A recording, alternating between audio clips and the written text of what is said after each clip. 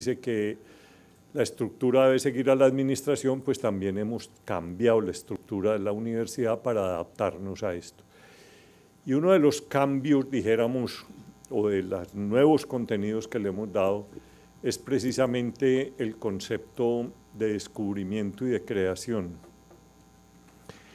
Después de mucho pensar, después de mucho leer, hemos dado unos nuevos contenidos, dijéramos, a nuestras funciones. El primero, en la docencia, no queremos darle un nuevo contenido y por eso estamos todo el énfasis centrado en el aprendizaje más que en la enseñanza y en la docencia. Y en descubrimiento hemos querido ir más allá de la investigación y en dos temas muy concretos y muy amplios. Uno, obviamente, la generación de conocimiento científico en la universidad, con todo el proceso del proceso de creación de conocimiento, con aspectos novedosos en la universidad, como partir todo nuestro proceso de investigación desde la Universidad de los Niños, llevar y fortalecer todo el tema de los semilleros de investigación.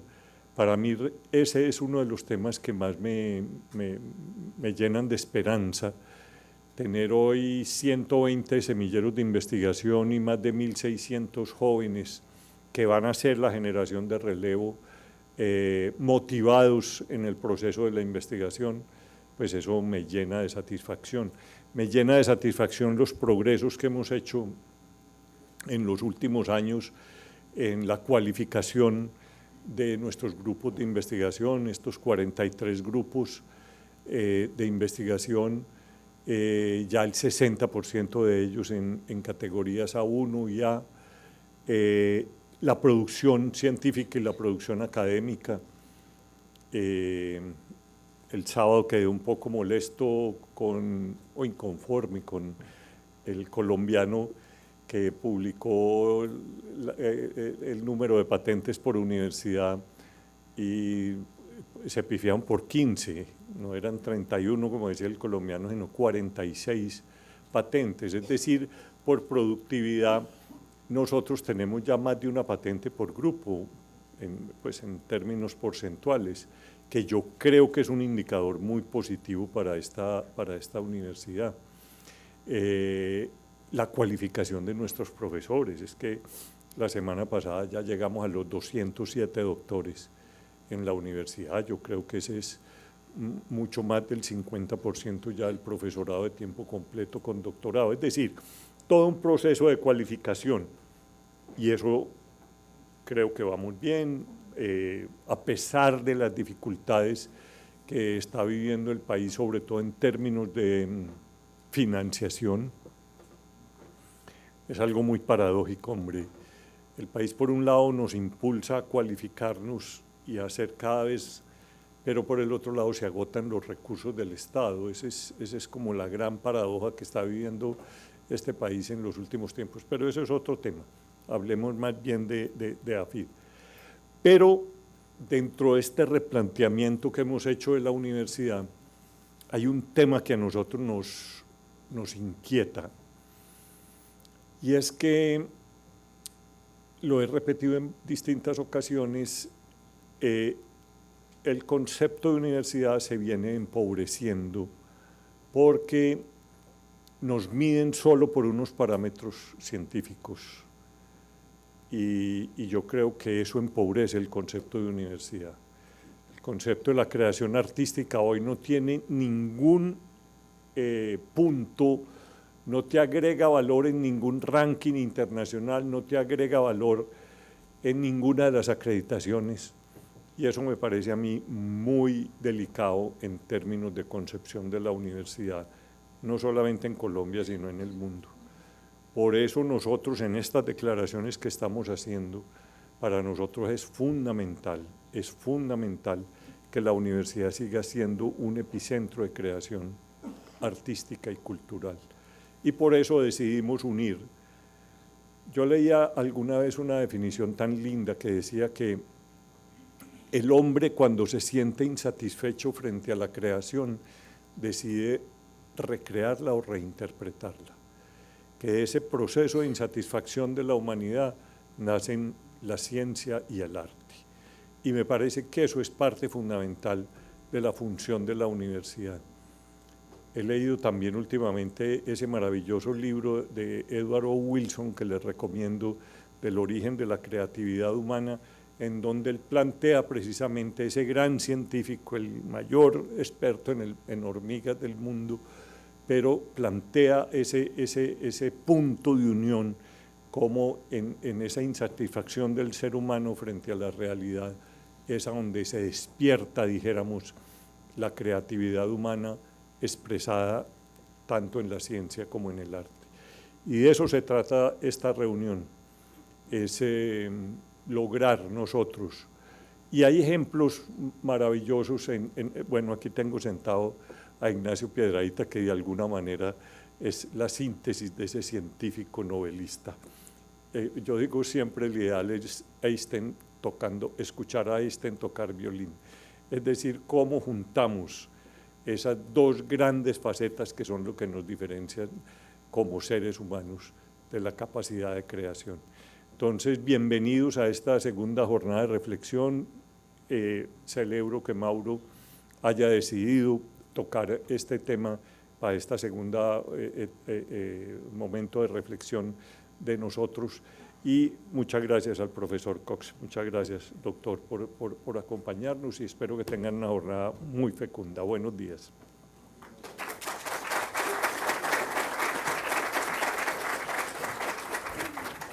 Muchas gracias, rector. Más allá del texto, prácticas contemporáneas de investigación y creación es el título de la conferencia del director del Granada Center for Visual Anthropology de la Universidad de Manchester, Dr. Rupert Cox, quien abordará en su trabajo la relación entre el arte, la ciencia y la antropología. Actualmente está escribiendo el libro El sonido del cielo cuando se está rasgando, de la editorial Bloomsbury Press, sobre la historia cultural del ruido generado por los aviones militares. Le damos entonces la bienvenida al Dr. Cox para que inicie su conferencia, al final de la que habilitaremos un espacio para la intervención del público.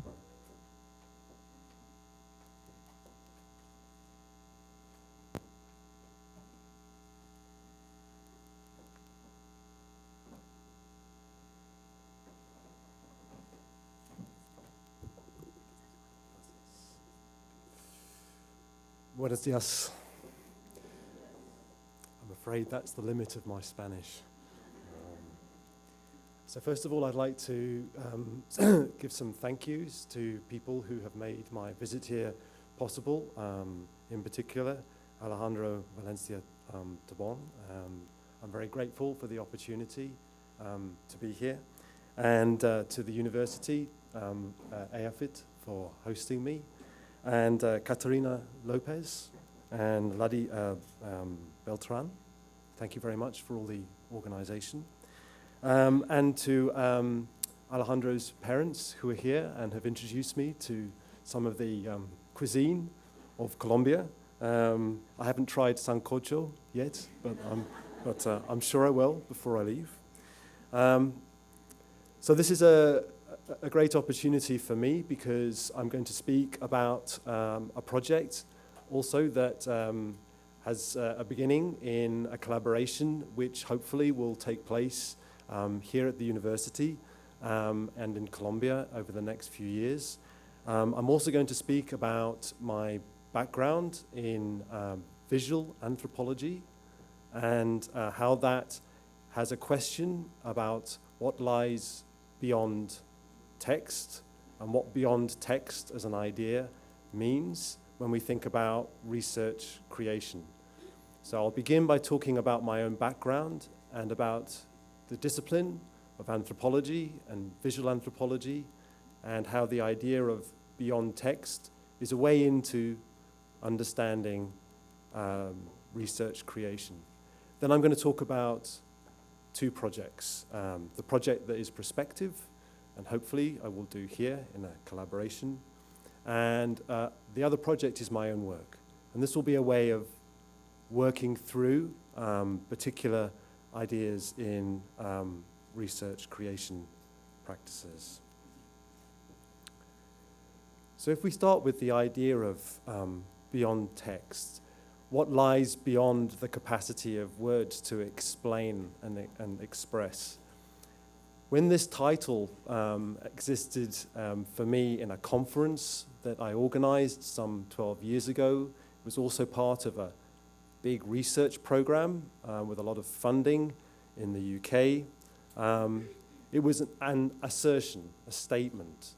And in particular, it was very important for the discipline that I represented, visual anthropology, which was about making films. And so it had a statement that defined, but also defended the borders of what it meant to go out and make films and show those films as part of your work, rather than sitting and writing about them. Anthropology is otherwise a discipline defined by writing. And my work from that conference and my work overall in the Granada Center has been about thinking about that assertion of beyond text as a question rather than a statement. Why would you want to go beyond text? What would it mean to go beyond text? And why and what would it mean to do that in any particular project that you might have? Why would it be necessary? Where would it get you? What is productive in this way of thinking? This is a still frame from a very well-known film made by two American anthropologists about the Yanomami people in Amazonia. It's called The Axe Fight. And there's a piece of film at the beginning which explains what it is that you're going to see. It says, in this visual record, you're going to see something that's unedited, meaning that this is how it happened in actuality. And through what we show you, you will come to an understanding that's beyond what I would otherwise write about. There's two things that go on in this film, and there's two things that come out of it in the way that visual anthropology understands itself. That text and writing are somehow insufficient. They're not capable of doing the same work as the creation of an image, as of the creation of images. So there's also an idea here about the agency of images, the idea that images have power to express and to explain. So those two points are fundamental to the notion of what it is to be in the discipline of visual anthropology, what it is that created the discipline and sustains it was a notion of making images because texts are somehow insufficient. So I find that a very unproductive way of thinking. And for me, the question in the beyond text statement is what gets you to a place where you can think about research creation and practice as research, which is, in the simplest terms, about integrating, bringing together a creative process. Could be making film, could be drawing, could be making sound recordings, it could be making, as in the case of one of my students, a graphic novel as part of his fieldwork. And it's the process, the making, the activity of making that becomes the mode of understanding, of investigating, and of producing a result that stands in for what you would otherwise have done if you'd done a classic piece of writing. So the creative practice in visual anthropology is film, and particular kinds of film. So it means selecting topics also that could not be addressed except by that practice. So it means selecting things that offer themselves to the creation of images in order to provide a kind of understanding. This is always a very scary picture for me because of the date on the bottom right-hand corner. My students are quite shocked. This is about another kind of understanding that also exists within the discipline of anthropology, not visual anthropology, which is that we learn about others and we learn about the expressions of difference through participation. So there's a kind of tacit knowledge that comes through the process of participation. And that tacit knowledge, that way of understanding, is embedded into, it arises out of the participatory process. So this is me learning the tea ceremony. In Japan, I did my original research about the Zen arts. I spent a lot of time in temples and with very middle-class women doing things with friends on a regular basis, making tea and such like. So learning by doing and the kind of intuitive knowledge that comes from it is also embedded in the discipline of anthropology. What this all means is that when we think about research creation or practices research, we need to think about it in terms of specific disciplines. So it's an idea that's often deployed to think across all disciplines. But if you think about visual anthropology or anthropology, then there are two ways at least in which research creation is already part of the discipline. It's already there in a way of thinking about what images and the making of images can do, and it's already there in thinking about participation and the kind of knowledge that comes out of a creative process of learning by doing. So the specificity of each discipline is relevant to how you understand what creative practice can mean and lead to. The other thing that's significant here is that research creation involves or it advocates a particular kind of labor, a particular kind of work, a creative process. One of the very difficult things that's come out of the discipline that I represent is that, for example, somebody will go away and they will spend a year, 2 years making a film. And then your dean will say to you, what have you been doing? What's your work? How can we measure this thing that you've been spending all this time doing? What's the equivalent? How does the labor make an equivalence to what you would otherwise do and what you would otherwise be able to measure? And that's a very difficult question. And it's produced a very defensive response, which is this idea that images and films are very important. They do things that texts can't do. So they are a kind of defense of the labor that's involved in making these works. The other thing that goes on is about the positioning of authorship and how the authorship of a creative piece of work, like a film, say, is understood as an equivalence of the authorship of writing. One of the things that happens in creative practice is you can fail.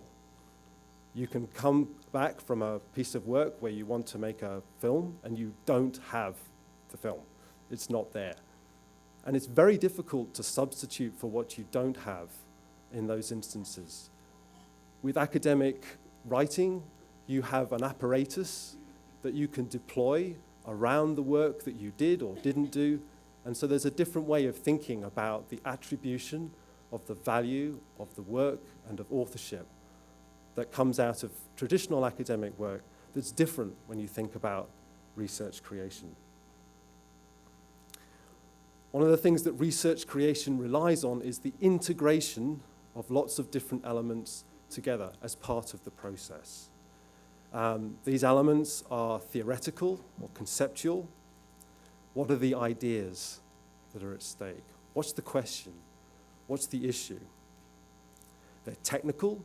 So what's the device I'm going to use, or the devices? Am I going to use photography? Am I going to use film? Am I going to write? Is it a combination? What kind of combination? What kind of materials am I dealing with? Am I dealing with documents? Am I dealing with physical materials, stuff? Am I dealing with filmic materials, with digital materials? What are the materials that are at stake? What are the relations that are at issue? For whom am I making this work? How is this work created through a set of relations? And who are my audiences?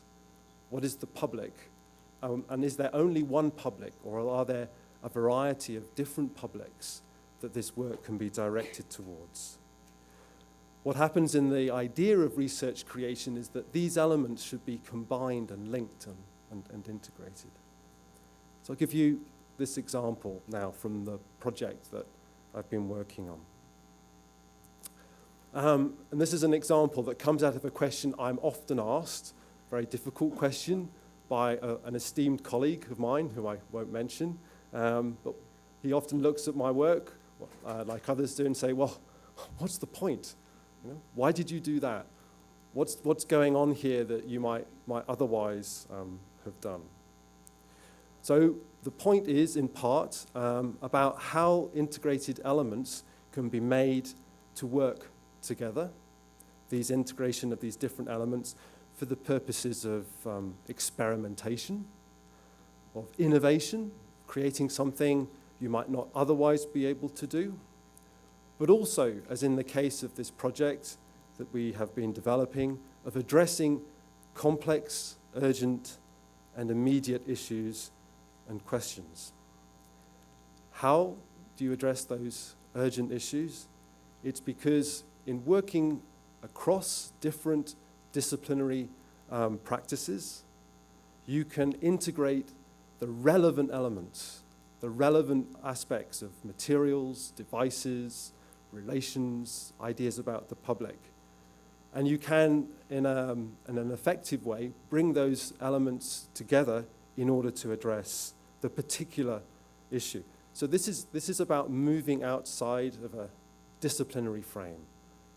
So in a disciplinary frame, your choice of what kinds of methodologies, what kinds of materials and devices, they have value because they can be tracked back into the discourse of the discipline. What happens here is you step outside of that, and that can be unnerving. It can be quite difficult to explain, to defend, but it can also, as I say, be very necessary for addressing particular issues. So about 6 weeks ago, I was looking forward to coming here and talking to you as I am now. And Alejandro Valencia Tabon, who had organized this visit, had also told me about a project that he and his colleague, Juan Fernandez Diaz Nieto, had been involved in last year. From here, going with FARC ex-combatants together to the rainforest in Anori in order to do a biological expedition. And this big grant program appeared. This is development money that is being channeled through an academic program. And the title of the program was Heritage, Dignity, and Violence. So very rapidly, we began to think about how we might redo that expedition under the framework of this program. And in doing that, we wanted to be able to think about the different elements that we would have to bring together from anthropology, from art practice, from biological science. Which elements could be integrated in order to make this work, and to address very particular challenges, very urgent issues. In this case, the UN's Agenda for Sustainable Development, to take action on combating climate change, to protect and promote the use of terrestrial ecosystems, and to promote peaceful and inclusive societies for sustainable development. So this is Juan Fernando and Alejandro on their work from last year, in which these two themes, these two concepts that are so necessary in order to begin the project of distinguishing which elements are going to be brought together to create this process that we're going to apply. How are we going to define what is necessary and what is relevant? So you start with a concept and you start with a question, you start with an issue. In this case, the loss of biodiversity through changes in climate and land use, but also the reconciliation and employment of FARC ex-combatants. So this is an idea within research creation of creation as research. So the actual act of creating things, of making things, is the research.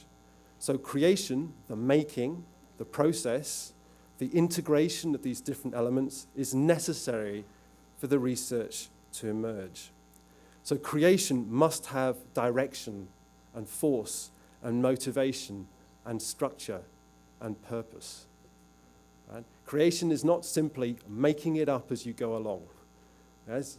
There must be something that's there that you can explain critically as well as creatively. You have to be accountable for these choices.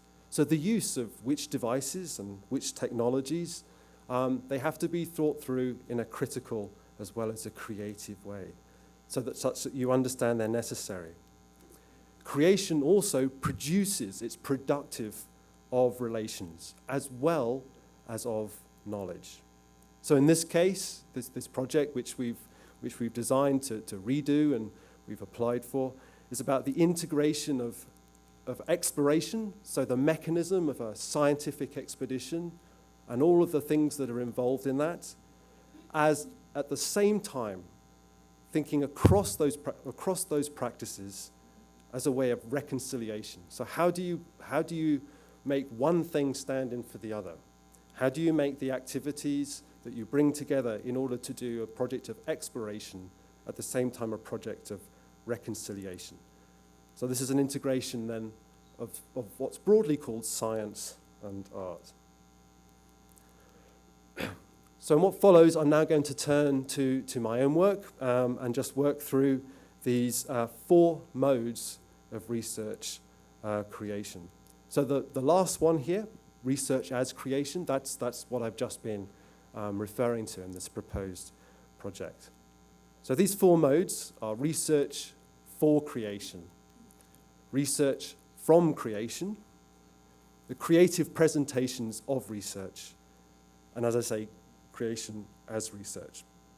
It's important to say these ideas, this division, this way of thinking about research practice, creative research practice is not my own. This comes out of the network, the bringing together of different research elements within Quebec in Canada over the last 15 to 20 years. It's particularly centered on the University of Concordia and in a grouping there that's called Hexagram, which is run by Chris Salter. It's been a long sustained program. It integrates arts and humanities practices very successfully, and I mean successfully because it achieves funding streams. It's managed to sustain itself over time. So there are practical and deliberate economic outcomes as well as experimental elements to this. So if you want to look at the most successful variation of research creation, then the Concordia University, Hexagram, the network of the different universities in Quebec is a very good place to look. It's a lot better, in fact, than looking, for example, where I come from at the UK, at the idea of practice as research. So this is the first point, creation for research. And this is essentially about context, about building a background, something that sustains what it is that you're going to do in thinking about what kinds of elements you want to bring together, what kinds of integrations are going to take place. So we are in Okinawa. We are at the biggest US airbase in East Asia, built directly on the remains of the Japanese airbase at the end of the Pacific War. This is the airbase which has supplied and provided for the conflicts in Korea, in Vietnam, in the Gulf War, and also right now in the very tense relations with China in the South China Sea. So you can see it's a landscape that's radically different from the areas around it, where people have been moved off the land to make space for the base. So there's ways of thinking about this space. There's ways of thinking before you make decisions about the creative process, about what is there that you are dealing with. What are the variety of ways in which we can understand this space. And the most important thing here is that you're stepping outside of a disciplinary frame, is you're thinking in the broadest sense. So we're dealing with a kind of landscape, a post-conflict landscape, a landscape that still has the remains of the battle marked into it. We're dealing with noise, and that's my own particular and fundamental area of interest and work. The noise that comes from the planes that fly from the base make the landscape something you can feel and hear. The things in the landscape, the flora, the fauna, the buildings and bodies, they vibrate as these planes pass over. So sound makes the changes in the landscape something you can feel. It makes the distinctions between what's going on inside the base, a particular architecture and arrangement of living, and what's going on outside the base, very distinct. Different ways of living, different ways of hearing, different ways of thinking and perceiving about this, what it means to live around these bases. It's also about recognizing that there are places which are unseen and hidden and out of the way, so that the remains of the battle of Okinawa are in these places that are not marked, places where atrocities took place. So this is one of the many caves systems in this area where there were enforced mass suicides. So these are places, again, that hold a very traumatic history that resonates today with revisionist historians in Japan contesting the versions of what happened in these spaces. And artists, in this case, somebody who lives locally to this cave, who spent many years carving a relief onto the outside of the cave. He had relatives who died in the cave. And so thinking about what that kind of work is as a material expression, as a way of interacting with the environment, as a way of creating lines that express feelings and sentiments. Thinking of the concept itself of noise in a historical and philosophical way. Thinking therefore of Luigi Russolo and the Art of Noise manifesto, the whole idea of noise itself in a cultural studies frame. Thinking of other works, like a recent work about American veterans of the Iraq War and the trauma that is carried over from the sounds that they were exposed to. Thinking of the material, thinking across all the different sorts of materials that are then available to me. So I'm interested in noise, I'm interested in planes, I'm interested in how we understand what it means for people to live around this space. So there are different kinds of materials that are available. This is a picture on the left by the late, great Japanese photographer, Tomatsu Shomei. You may know he created a picture of a watch that stopped at the moment of the Nagasaki bombing. It's a very famous picture of a stopped watch. So he also lived in Okinawa. So this is a B-52 bomber taking off from the base during the Vietnam War. And the camera shudder, the movement, it reflects the ways in which, as people say, as they live around the base, the whole landscape and bodies vibrate. The other image is from a cartoonist who's written about the story of the people who live in Okinawa since the war. And again, it's a visual expression, a way of creating visually, graphically, what it is to be in the airspace of these aircraft. Another kind of document. Here we're dealing with sound as numbers. This is an acoustic science document. So my collaboration here has been across acoustic science, sound art, and myself as an anthropologist. I work collaboratively with different people. So the same landscape, but revealed through numbers, through graphs, through a view of looking down, an aerial view. So that's my context. These are all the different materials that are there. So the question then is, how can they be used? What research comes from creation? So research is not only a part of developing a practice that stands on its own. It can be a way of generating research data. So what am I going to do now? What am I going to do that in its manifestation, in its outcomes, itself is a way of producing research? So in my case, through my collaboration, the research that came from doing things, from making things, was about listening and thinking about how you could make things that revealed listening. And what's at stake in this listening? So here I am. This is about 13 years ago on the beach at the end of the runway of Kadena, and this is the first recording that I made.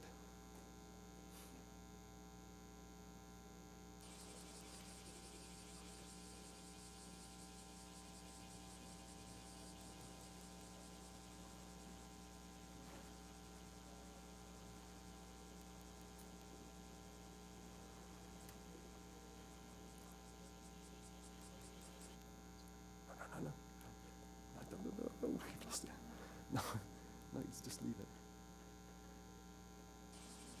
Yeah.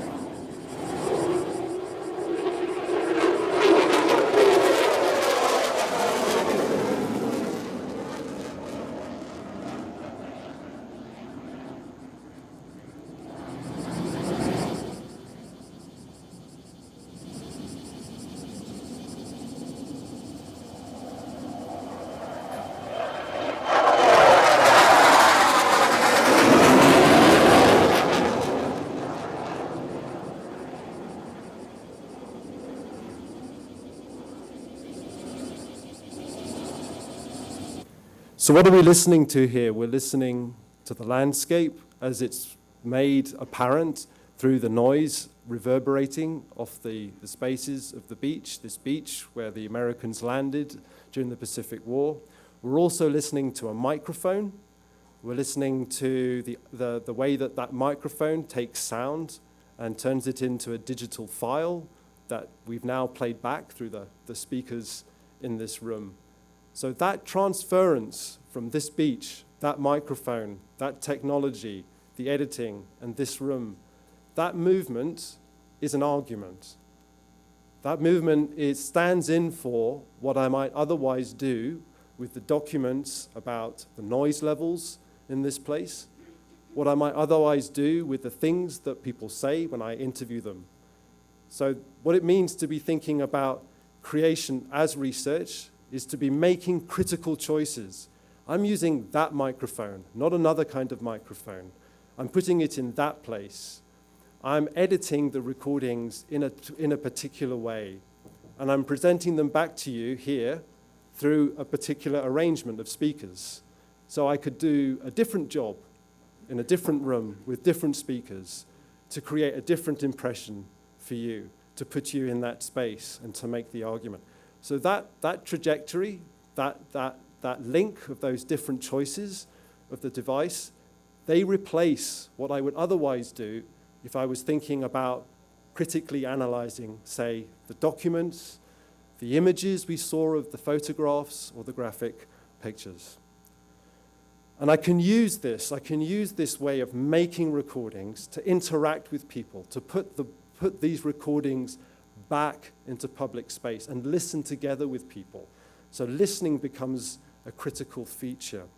I can go on to the US space, one of the strange things about US spaces is if you have a camera, you definitely can't go into a US space. cameras, not if you have a sound recorder, somehow it's okay. So sound recorders are a good way to get into US space. And you can go to the main runway and you can look at the plaque that's beside the runway, and you can see that at the bottom of the plaque that's beside the runway, that it's dedicated to the SR-71 Blackbird that flew from this airfield. It says, "This vantage point is dedicated to all people who gather here and know that jet noise is truly the sound of freedom." So when you hear that, that's a way of listening and thinking about what the sound means and how it works on the base within the community of US servicemen. So that's a way of understanding that you come to through this kind of recording and playing back process.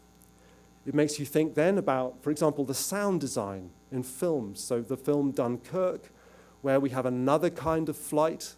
We have the Spitfire, the sound of the Merlin engine of the Spitfire, and how that exists in the English imagination as something that stands in for the patriotism and the sacrifice of the war. It gets us into thinking about the practices of listening amongst musicians and the musical culture of Okinawa. It allows me to play sounds back to create a conversation with people. In this case, the picture on the right is of the annual festival, a community festival where different groups come together to sing and dance and bring back the ancestors, the ancestral spirits to their home. It allows me to work very specially with particular individuals who have particular stories. So to get to the detail of what listening would mean. So here is one person that I worked with where we created a collaborative process. He was a war survivor, somebody who was a child during the Battle of Okinawa. He escaped to the north. On the bottom picture, he's sitting in the cave beneath his home where he sat during the Battle of Okinawa and hid with his family and with his community. And we made recordings with him. And through the recordings, over a 10-year period, he began to speak about what had happened. And on one occasion, in this cave, he gave us an interview. He said things he'd never said before. And he gave us this story about himself and about his family. And so we took that interview. So this is, again, a fundamental material for anthropology, the interview. The stuff, the data, if you like, for anthropological work. And we thought, well, what are we going to do with this? How could we make this work? We got a commission from the Imperial War Museum in Britain to create an installation where we put the sounds of the cave as this interview was taking place into the installation. And we thought, what will we do with the words? How will we work with what was said in the interview? So we use the words as text. So we don't hear the person speak, but we read what they say.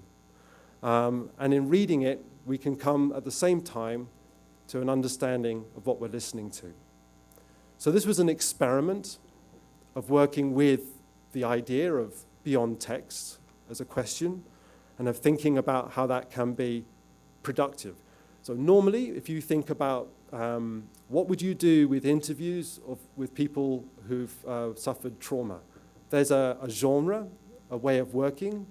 We see the person's face, we read the words, or we see them speak. It's very direct. It has to do with testimony. It has to do with witness. It has to do with a relation with an individual.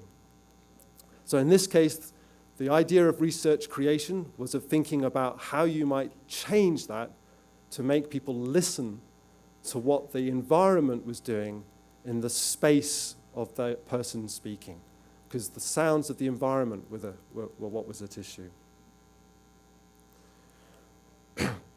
So the third point, this is about the creative presentations of research.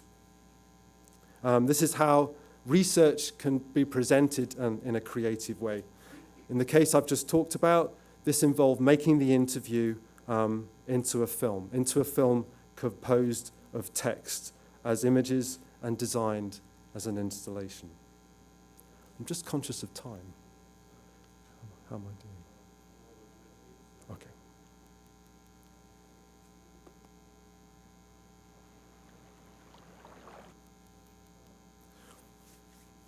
So finally, creation as research. Coming back then to the idea that I gave the example from in the proposed project. So this is the most complex and controversial category. This is because it involves projects where it is required in order for the research to emerge. So creation as research is also creation through research. So this is where the integration of the elements is so critical, and where an accountability for those choices is so critical. It's about understanding which technologies, which practices are at stake. It's about a process that has to be directed and structured. And it raises, though, ontological questions. So what happens to the sound, let's say, when it moves from the space of the beach through the microphone into the digital technology and out into an auditoria? Does the nature of the material, the sound, change? And does that change mean something that what was there that was part of the question and the issue is no longer there? So in our case, the last project that we've been doing has involved this process of working with materials of the natural environment in Okinawa and the way that they express things that people find difficult to say, but also the way that by recording those things in the natural environment are a way into doing interviews, having conversations, and revealing things that you might not otherwise be able to get to. So I made a film. The film's called Zawawa. The word Zawawa itself is onomatopoeia. It stands in as a sound word for the sound of sugarcane rustling in the wind. So Zawawa is the sound of the sugarcane moving in the wind. Why is that interesting? Why is that important? Because that sound is one that people remember from the battle because they hid in the sugarcane along with Okinawan civilians and Japanese troops together. And the American forces didn't know who was there, so they used flamethrowers. They burned the sugarcane. So these memories of the war are tied up with sugarcane and the sounds of sugarcane. And this became the motif for the film. We thought about how sound works as a phenomenon in this space because of the ways that it is reflected or absorbed by the environment, by rock, by wood, by water. In the case of the top right-hand picture, that's the snake skin that covers the three-stringed instrument, the sanshin. It's another resonant material for sound making. So we thought about bringing these materials together into this film. We thought about sound that is present in the perception of people who live in spaces, but it's not actually physically there. So for many people who have trauma, post-traumatic stress, there may be sounds that exist in their memory of a place, but they're not physically there. So this is non-diegetic sound, sound which exists in perception, but doesn't exist in physical space. And we were thinking about how you would apply these sorts of experimentations of filming particular things, recording sounds, putting these images together. What would this be for? This would be for potentially not just an experiment, but of creating a diagnostic, but also a therapeutic tool. So this is a very short clip. It's a little loud, just to warn you. This is the David Lynch, the film director. David Lynch has a foundation in America for helping to treat combat veterans who suffer stress from sounds that they remember from the battlefield.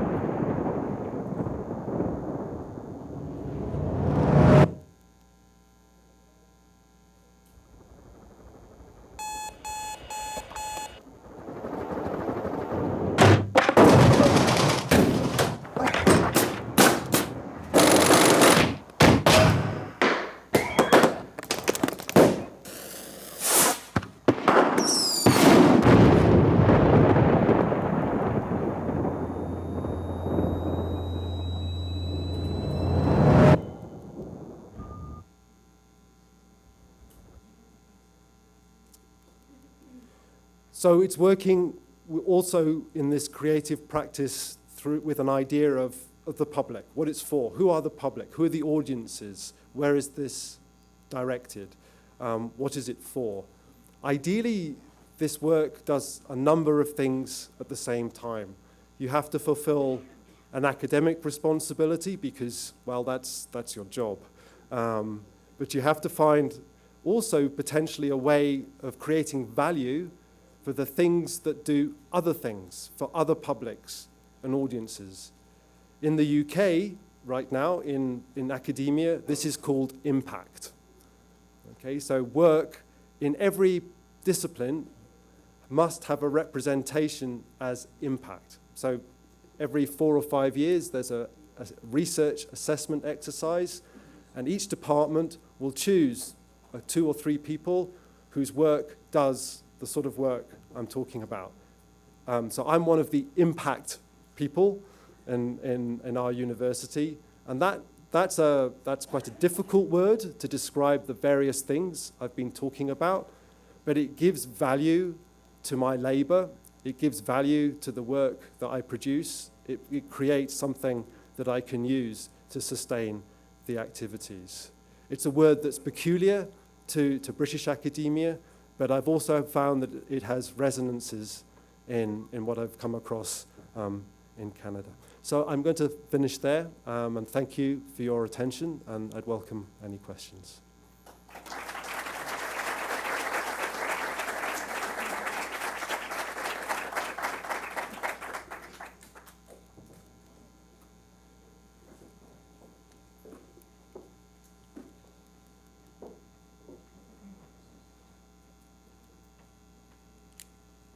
¿Alguien tiene alguna pregunta? ¿Algún comentario?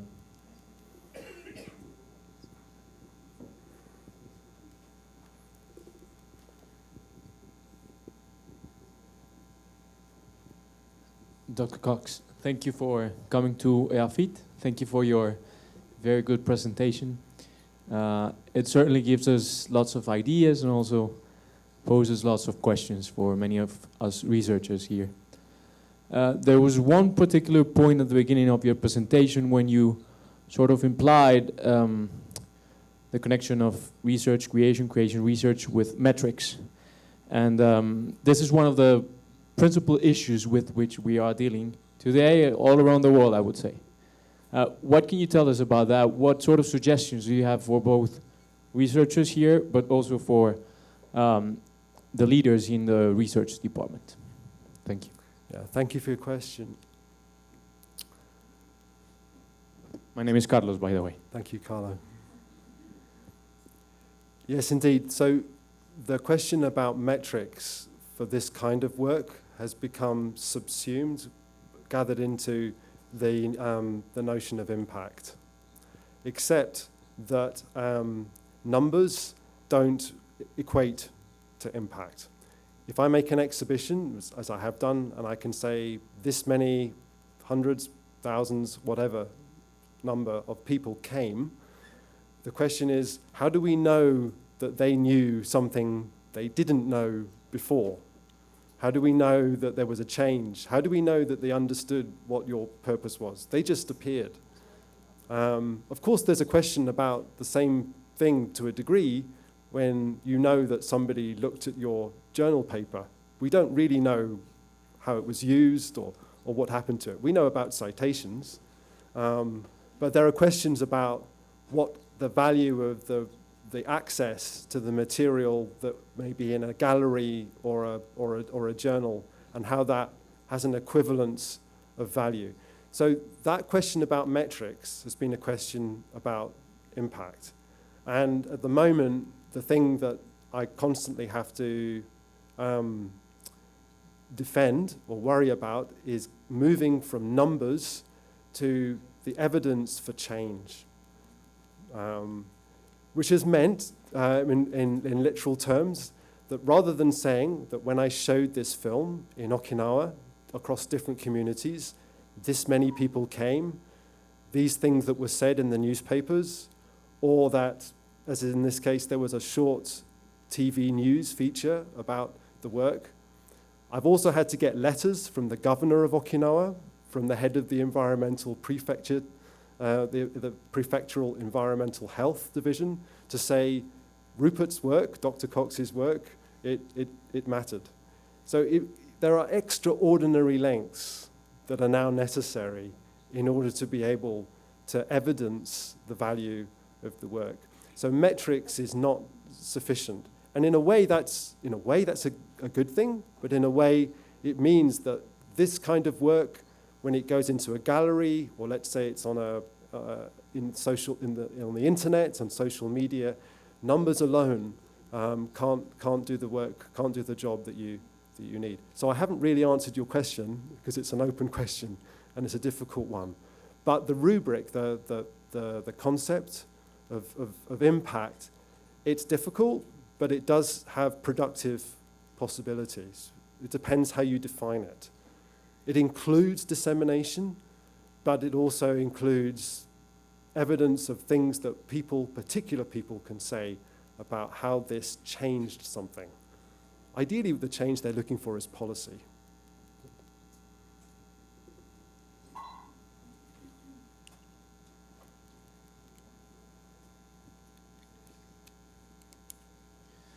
Good morning, and thank you for coming again. I'm Alan Correa. We work at the Universidad de Antioquia, which is one of the public universities in the city. And I'm the digital media coordinator in one of the labs there. We've been working with research creation for more than 10 years now. As a process coming from an institution that really cares about putting the research results back into the community, we have been struggling a lot with documentation. That's one of the main issues regarding to research creation, and mostly because in this environment, we always tend to think about the thesis or the document, the official document at the end of the research process, as the only way to documentate this kind of process. But how have you come to a documentation process that not only applies the traditional process of just writing a text, but might come into a creation process that brings products and other types of tangibles into the process? Yeah, thank you very much. In our case, it's a consequence of the collaboration, so that all this work I've been talking about in Okinawa is with an acoustic scientist, a social scientist, and a sound artist. So we sort of represent a cross-section. And we have to find ways that there are values in what we've done together that mean something for each of us. And that's meant that there's more than one kind of value in all of the work we've produced, potentially. The most of the value has been for the artist. Some of the value has been for the scientists, because they have been able to use the material in legal cases being fought in Okinawa for compensation for health effects. I'm the person actually in the middle who's struggled the most to find the value. But the documentation has been a consequence of the collaboration. And we sort of knew that from the beginning. We knew that this would be an issue. We knew we would continuously have to show value. And what that meant was thinking that the outcome could not only be, let's say, a gallery installation. We had to think that the outcomes of this could be varied and layered. So there could be a joint journal paper. There was a CD. There was one track from the CD went into the Wire magazine. There was an essay in a book. So we thought, and this is one of the things that you can, with these integrated elements, you integrate them, but you can also pull them apart to do different things for yourself. But that has to be built into the design from the beginning. So you can pull out something that says, this is my journal article. That's what that does. And that's one thing that's going on here.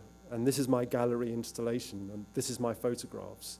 So we tried to build it in from the beginning and then have these interlinked, layered elements that came out periodically. So there's still things coming out of it. But we had to think really carefully at the start. If we just spend all our time and all our energy in our installation, that's it. It happens, it's gone. We knew that would be quite dangerous because we'd spent all this time, all this labor. We would have to show, we'd have to account for it. Hi. My name is Santiago. I am a researcher at the Center for Urban Environmental Studies here in ENVIVO. And I have one question and one comment. So the first question, that's like, you talk a lot about sound or noise, and what about silence? Like here in the city, there's a lot of worries about air pollution, and nobody thinks about, sound needs air to propagate, right? And there's a lot of noise. So what happens with silence, and how is that something that's also interesting for you when you analyze sound, right? And the nostalgia of having a nice, quiet place and what the city has become in terms of noise. And the comment has to do with, I don't know if you saw the image of Timoshenko, the leader of the FARC, when he was signing for the first time the jets. So I was looking at the plaque that you were showing, and that was very interesting to see this contradiction of seeing jets as attack, not as a freeing force, right? And how that created this response in Timoshenko when he was signing for the first time the peace agreement. Thank you very much. When this project began, it was because I met the Japanese professor of acoustic science who was a dean at Kyoto University. And I was, at that time, continuing my doctoral research about Zen. I had been living in temples, and I was interested in the soundscapes of Zen gardens. And I was thinking about John Cage and the sound of one hand clapping. So I was really into silence. And he told me that this was a meeting, an opportunity, a little bit like what I described in this project that I'm hoping we can do here together at EAFIT. But it was a meeting with the professor. We went for some beers. He told me about all this work he'd done around airports and air bases in Japan. And he said, the noise is a way that people can express how they feel about what happened when an airport was created and the changes in the land, about what it means to still have US forces and US forces occupying the land where my ancestral tomb is. So I realized this was something where you could do a very kind of anthropological, but in a way an artistic thing. You could take one medium, one idea, and you could make it work to tell a much bigger set of stories. So it was an opportunity, a meeting, a conversation, a collaboration. But initially I was interested in silence. That was where it started. And I only heard this story about Timoshenko yesterday. This is my first time. This is very new for me, but it's a story, of course, across lots of different conflict zones. So I live in Ireland now, in spite of I'm a Brexit refugee, so I feel a little uncomfortable with the flag. But the sounds of helicopters in Northern Ireland during the Troubles, I think in some ways have reflected relations between people in urban areas, perhaps in some sense, I don't know, but there must be something, I guess, similar about guerrillas who operated in the forest and heard helicopter sounds and jets and such like. So again, the story of overflying military aircraft, I mean, it goes right back to the Italian campaigns in Libya in the 1920s and such like. There's a big story there, but it plays out in particular ways, in particular environments with particular machines, and so that's what I'm interested in, is the particularity of the issue. And I guess there's kind of a parallel kind of experiment. I guess he was expecting an explosion after the jet passed, right? He was waiting for that. I don't know, but yeah.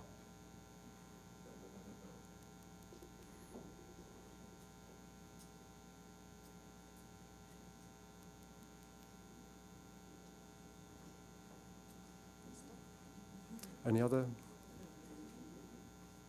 questions?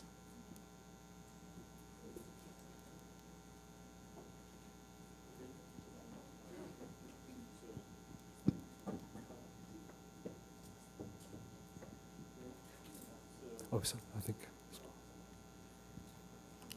What outstanding performance, Professor Diego Mansur, Master of Science and Finance student. And I want to ask you a single question, basically. And the last part of your presentation, you say, and I try to quote you, create value from different ways of think from another disciplines. What kind of advice could you give us for the people who are trying to connect different fields of knowledge? Mostly because sometimes you feel you face some kind of walls and who try to stop you and different kind of things that may you say this is actually the right way to continue this investigation, this research of, Thank you. Okay, thank you very much. Yes. So the collaboration has been a really effective way of doing work in a short space of time. And that's an interesting thing that you wouldn't necessarily think as an outcome. So it's meant being very deliberate about how you do the work, but I work with this sound artist. We're both fathers, we have children, and the work that we do does not give us time out of our work. This is all holidays. So we have to be very specific. We have 3 weeks. We have to produce this. And we have to know who is doing what and for what reason and where will it end up. So the collaborations can be very productive in terms of producing work effectively for lots of different purposes. So the first thing I'd say is it's about potentially finding collaborations where you can recognize together projects that are clearly defined with clearly defined roles, and you can have effective outcomes quite efficiently. When you work on your own, it's a different thing, and I think it depends on the discipline framework within which you work. So anthropologists are understood to go and do field work. It takes time. Time is sort of built into the value of the work. It's necessary, a feature. So time exists as something you can use in anthropology, but you have to show things that are different from the things that you'd show if you show a film at the end of the time. So I think different disciplines offer different opportunities for the way that time and collaborations can work to allow you to develop projects. I recognize what your question is, that there's also a frustration that this is a very difficult way of working, and to be quite frank, it's not been the easiest ride. You know, it's not been something that's been very easy to have recognized in the academy. But I think it's an open door. And I think it's an open door also because the problems and the questions that come out of certain issues, like the project that we're trying to create, they actually require a way of thinking across disciplines in order to address different publics. So it's not just you know, something that's interesting in some experimental way. It can be a very necessary and effective way of working too.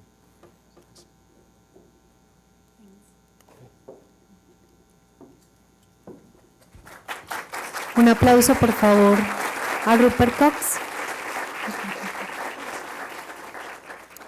Ahora los invitamos a disfrutar de un refrigerio que hemos dispuesto para ustedes en el hall del auditorio. Amablemente los esperamos a las 10:45 de la mañana para continuar con esta jornada académica. Muchas gracias.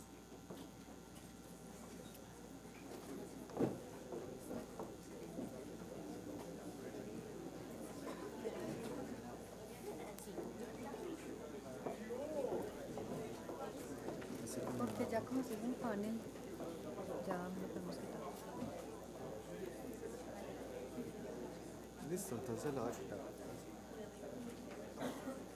Cambiémoslo. Pongamos la presentación.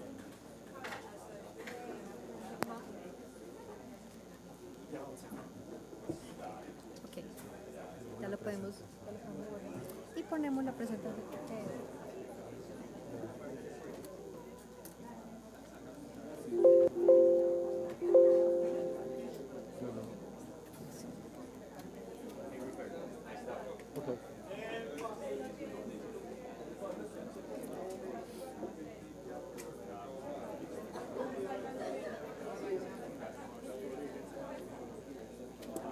Very interesting, your conference. Oh, good.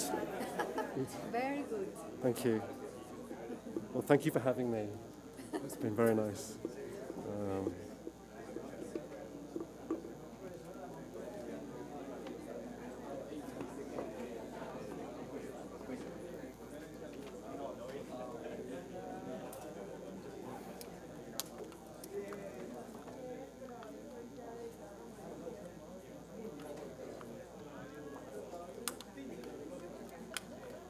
Okay.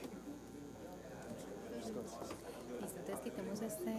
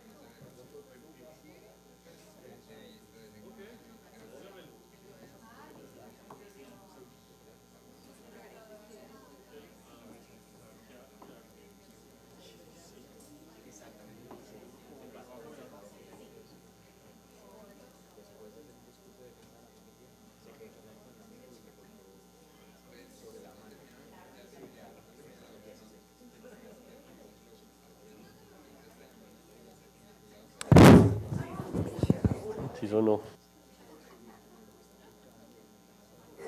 Entonces, si quieres, Ya.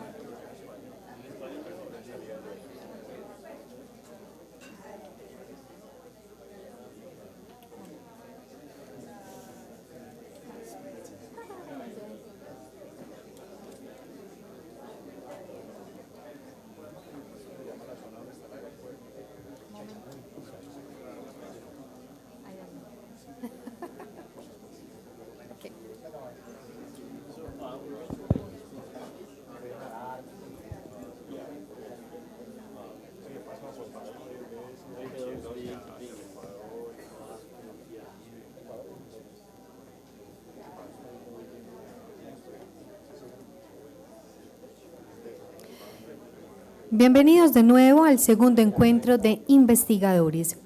Continuamos con el panel integrado por el director del Granada Center for Visual Anthropology de la Universidad de Manchester, Dr. Rupert Cox, por el director, escritor, geólogo y docente de la Universidad de EAFIT, Ignacio Piedrahíta Arroyave, por el investigador, curador, artista y profesor del Departamento de Diseño de la Universidad de los Andes, Andrés Burbano Valdés.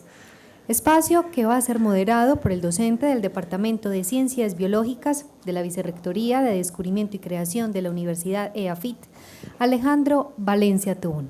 Bienvenidos. Bueno, ¿escuchan bien con esto? Listo.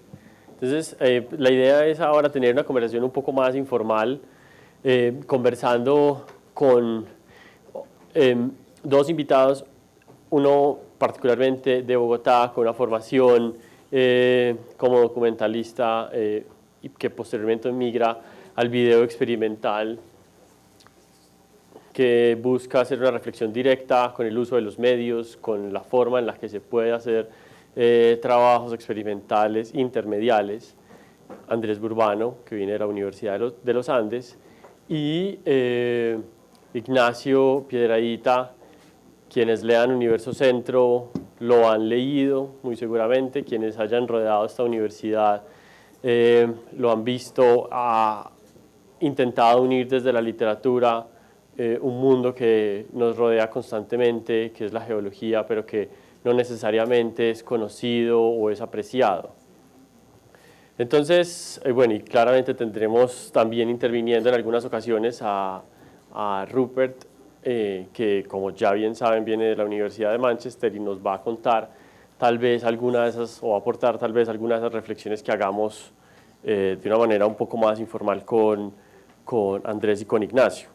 Y pues para empezar, yo quisiera que ellos hablaran cada uno de un ejemplo en particular que permita abordar lo que es su trabajo y que permita comunicarle pues a los asistentes lo que es su trabajo. En el caso de Andrés Burbano, quienes hayan estado en Bogotá en el 2015, una experiencia que a mí me llama mucho la atención y me llamó mucho la atención fue ese Macondo imaginado, esa instalación que se hizo en el aniversario de la obra de García Márquez, en la que se comisionaron a diferentes artistas pues una reinterpretación y una participación pública de lo que representaba ese trabajo. ¿Cómo lo hiciste? ¿Con quién participaste? ¿En qué consistía? ¿Y por qué eso de alguna manera responde a algunas de las preguntas que tenés desde el video experimental y los medios interactivos? Perfecto, gracias. Primero que todo, buenos días a todos. Tengo que decir que siempre que vengo a Medellín aprendo mucho. He estado viniendo a Medellín desde los 90s, que es como mi década, digamos, donde yo me formé. Y cada vez que he venido acá he salido con un proceso de aprendizaje muy profundo, desde proyectos que hicimos, qué sé yo, en las calles con amigos que eran hackers, haciendo sensores para capturar datos en las calles de la ciudad. Vine hace un mes, por ejemplo, a trabajar con un proyecto de UCL, que hay una urbanista que está trabajando con transmedia, storytelling, para vincularlo con urbanismo. Y pues después de haber visto la presentación del profesor Cox, veo que pues definitivamente este no va a ser la excepción y recibiré mucho, tanto a nivel intelectual como seguramente afectivo también. Con respecto a la pregunta, entonces, miren, el asunto es el siguiente. Como yo lo veo, lo que resulta es que, ¿cierto? Hace unos 7, 8 años muere García Márquez. Ustedes saben que García Márquez produjo la mayoría de su obra en México, ¿cierto? Incluido la escritura de 100 años de soledad, digamos que es su obra icónica. Cuando él fallece en México le hace los mayores honores que le pueden hacer a un intelectual, que es un evento en Bellas Artes, ¿cierto? Como lo hacen con los intelectuales más importantes mexicanos, digamos, allá hay un arraigo muy importante. Cuando uno dice que García Márquez es colombiano en México, ellos se quedan como, ¿cierto? Como que lo sienten muy de allá también.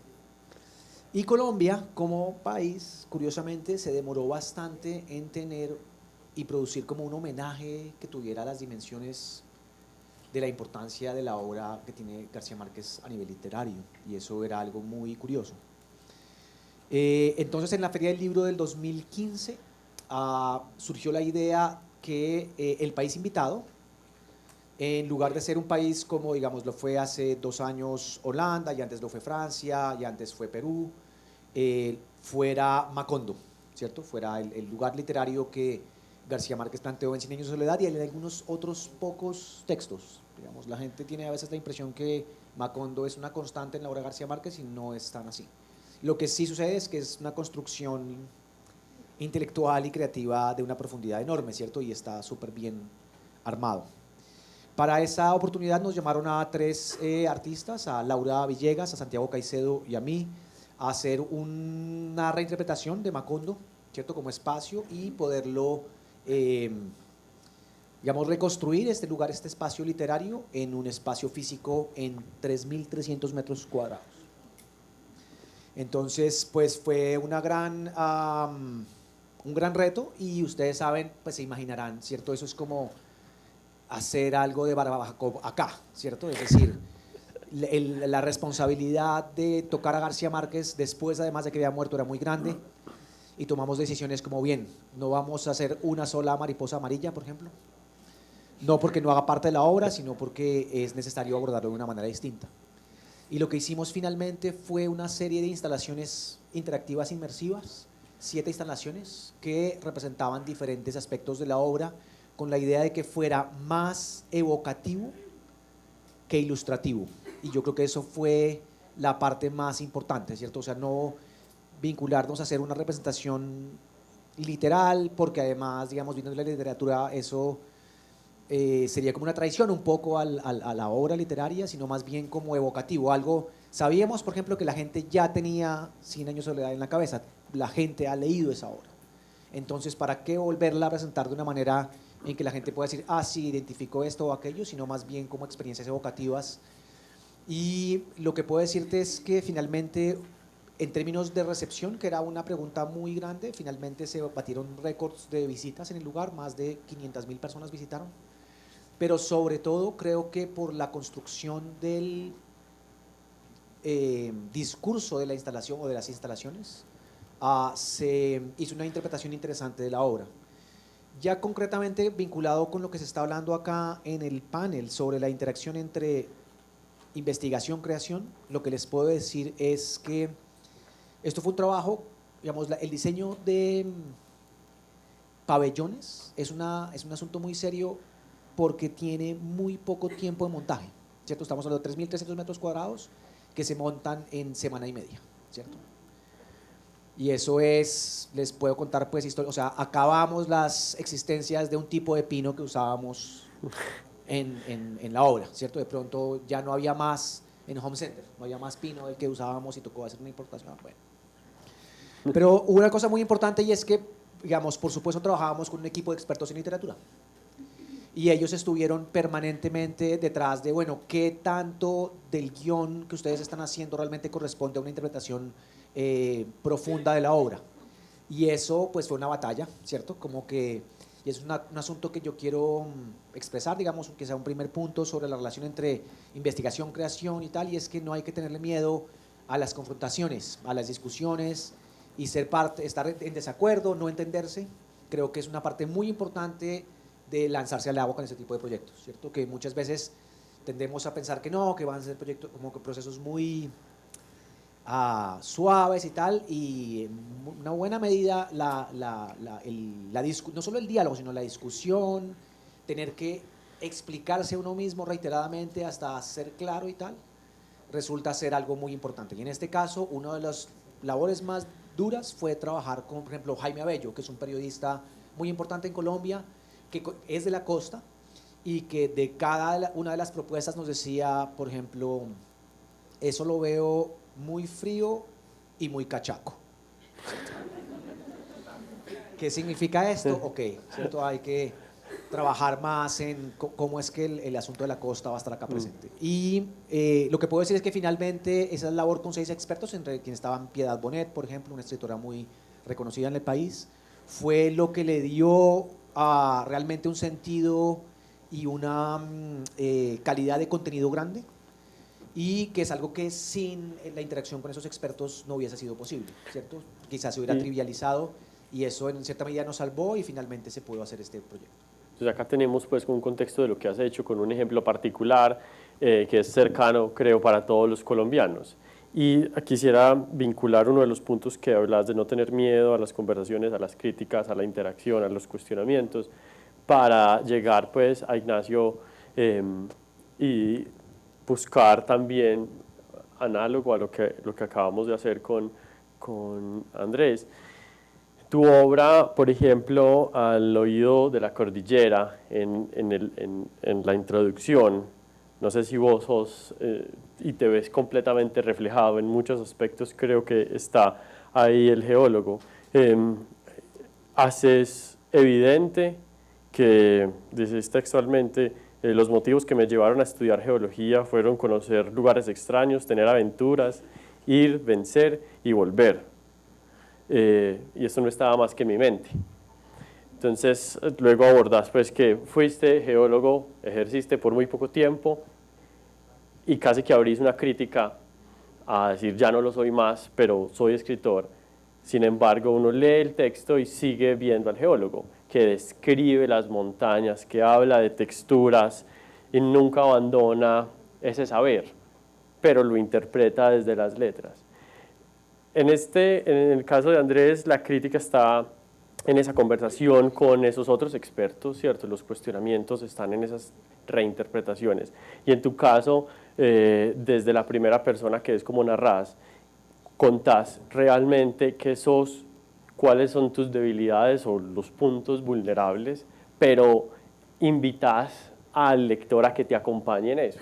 Quisiera que me comentaras un poco y a partir de esa obra tal vez empezar a contarle pues también a la audiencia cómo vinculás ciencia y literatura.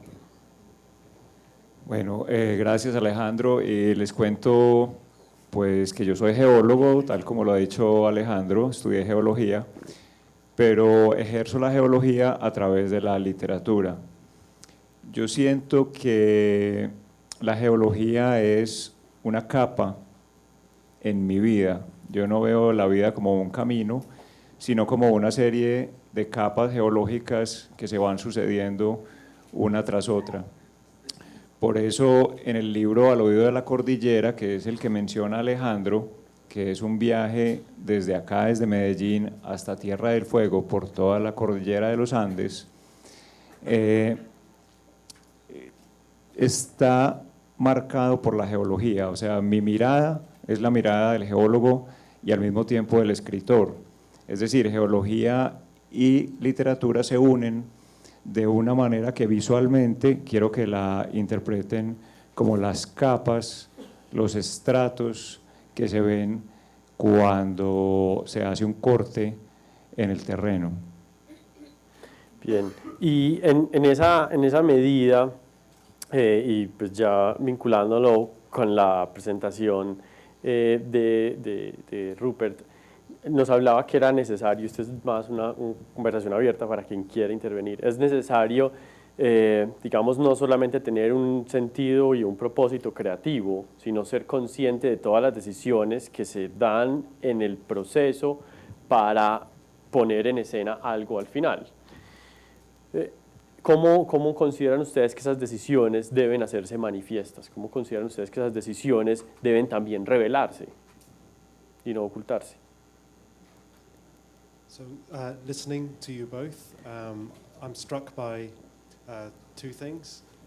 First of all, the importance of the vernacular.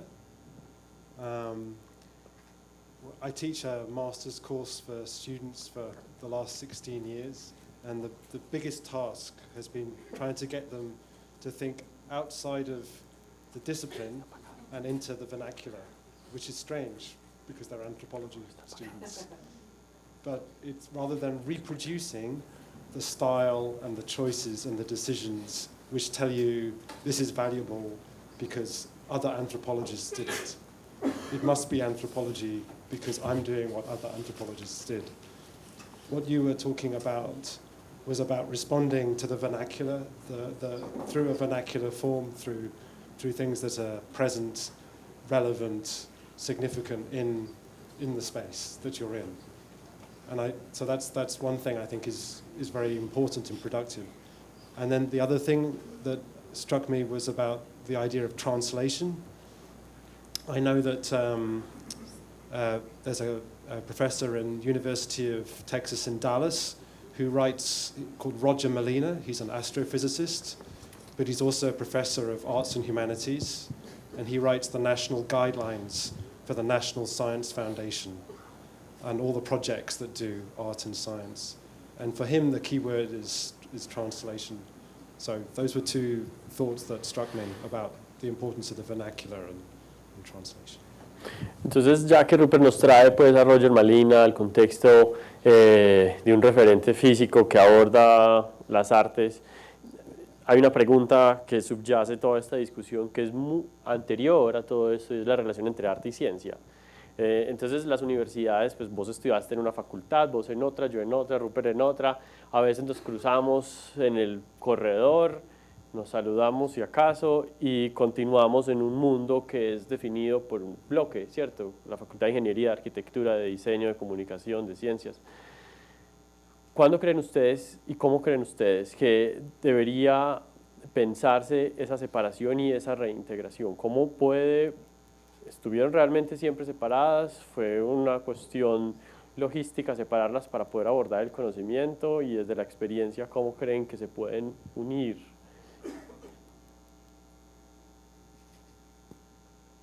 Pues a ver, yo no sé si ustedes saben todos que Sudamérica y África estuvieron unidas en algún momento. Casi que un niño mira el mapamundi y se da cuenta de que el borde de un continente, si se pegan, pues coinciden. Y efectivamente fue así. África y Sudamérica estuvieron unidas hasta hace más o menos 150 millones de años, que se empezaron a separar.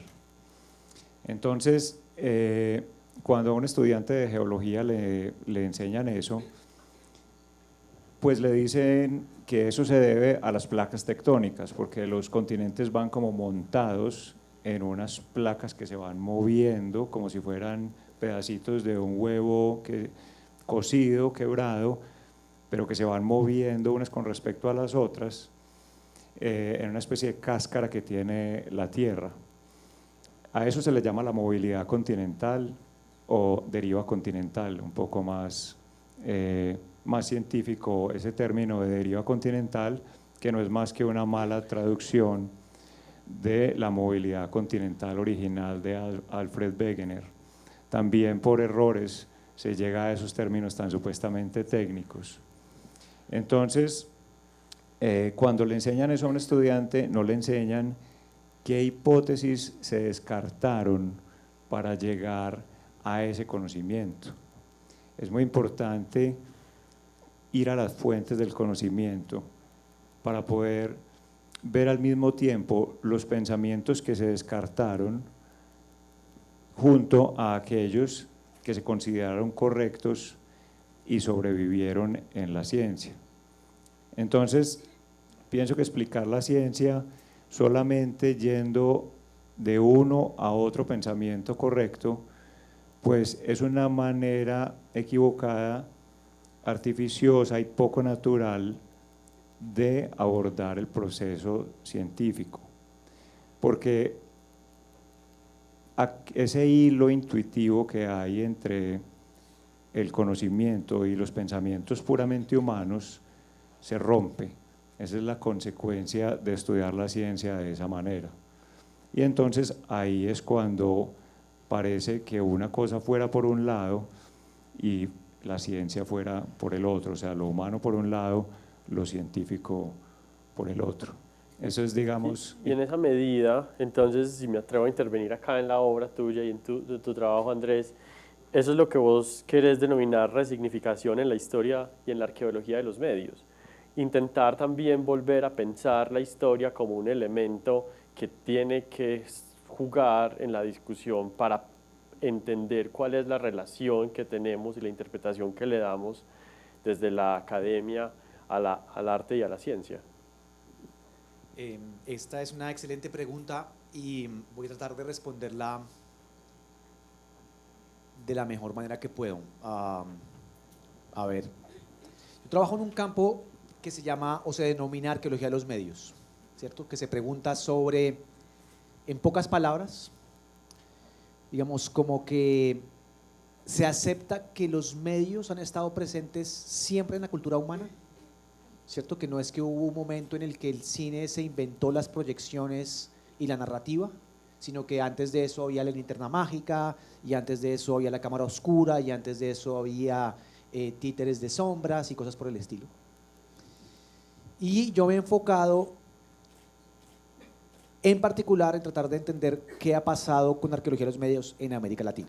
Listo. Entonces, creo que hay varias cosas que podemos aprender por ejemplo, que pueden ser relevantes para el tema que estamos hablando ahora, ¿cierto? Interdisciplinaridad, creación, investigación, que nosotros lastimosamente no conocemos. Y voy a tratar de lanzar algunos ejemplos porque creo que eso nos puede ayudar a entender, digamos, cómo es importante, por ejemplo, entender lo que nos estaba planteando el profesor Cox, cómo debemos, por ejemplo, saber que este año creo que se cumplen 60 años de la publicación de un libro paradigmático en Inglaterra sobre la relación entre, en ese momento se llamaron las dos culturas, por C.P. Snow, ¿cierto? En ese momento era un diagnóstico sobre la dificultad de la relación entre los científicos sociales y los científicos de las ciencias duras. Después eso pasó a Estados Unidos, allá se extendió un poco más, se habló también de la importancia de integrar las artes, pero esos debates no se han dado solamente en estos países, ¿cierto? Por ejemplo, yo vengo rastreándole hace un rato la pita a un señor que se llama Pedro Paulet, no sé si a alguien en la audiencia le suene la campanita.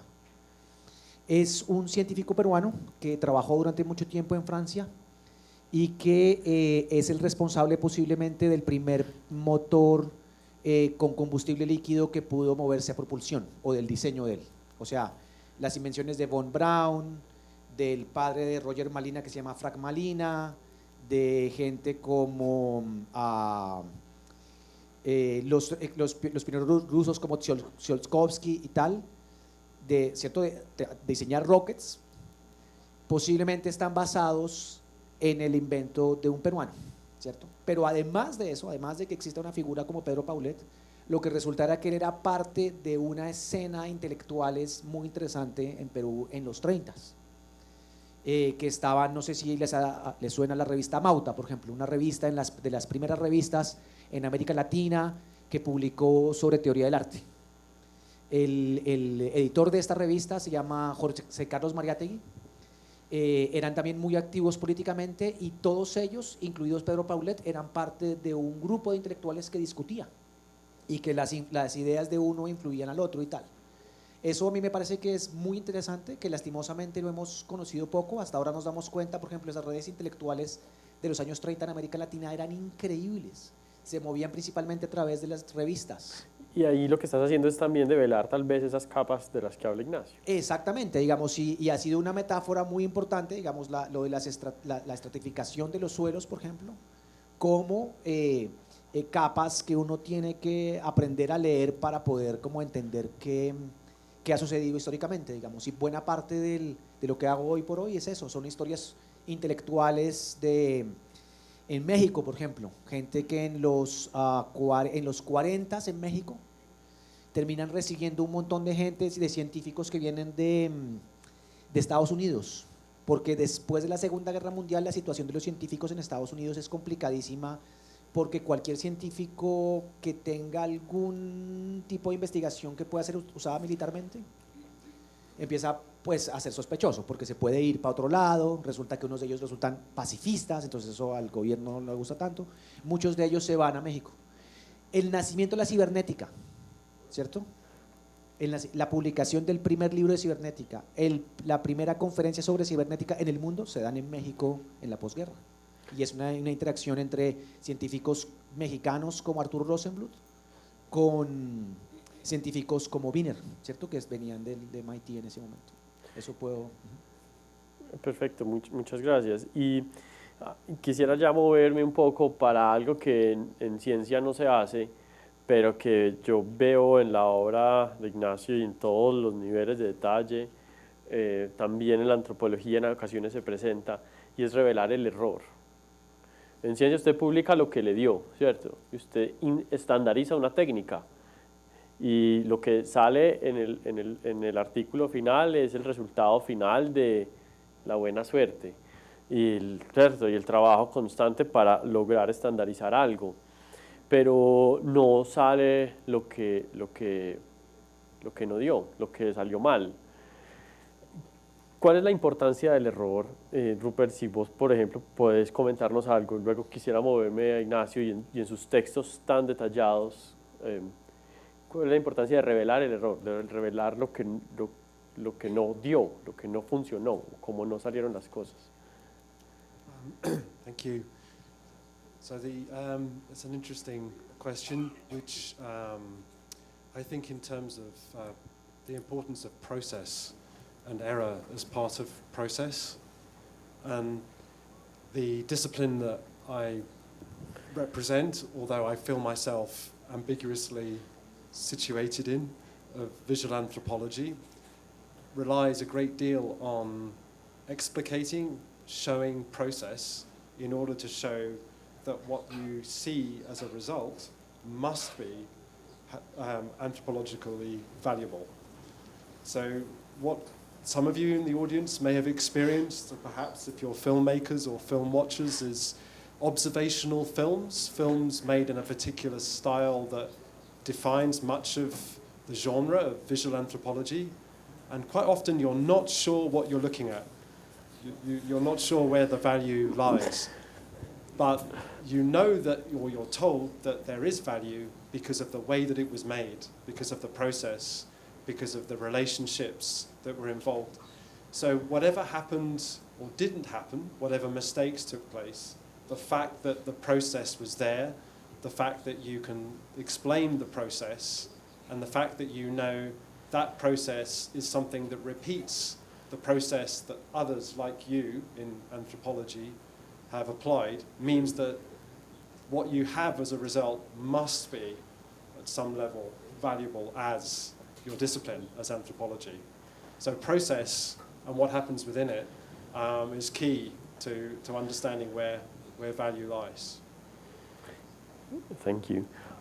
Ignacio, ¿cómo es ese proceso entonces, el error y el proceso? ¿Cómo lo ves vos? Tal vez esas pequeñas columnas responden a un pequeño proceso que posteriormente se va a materializar en una pieza ya más extensa, o que responde luego a un cuento y que luego a una novela. ¿Cómo ves vos ese proceso?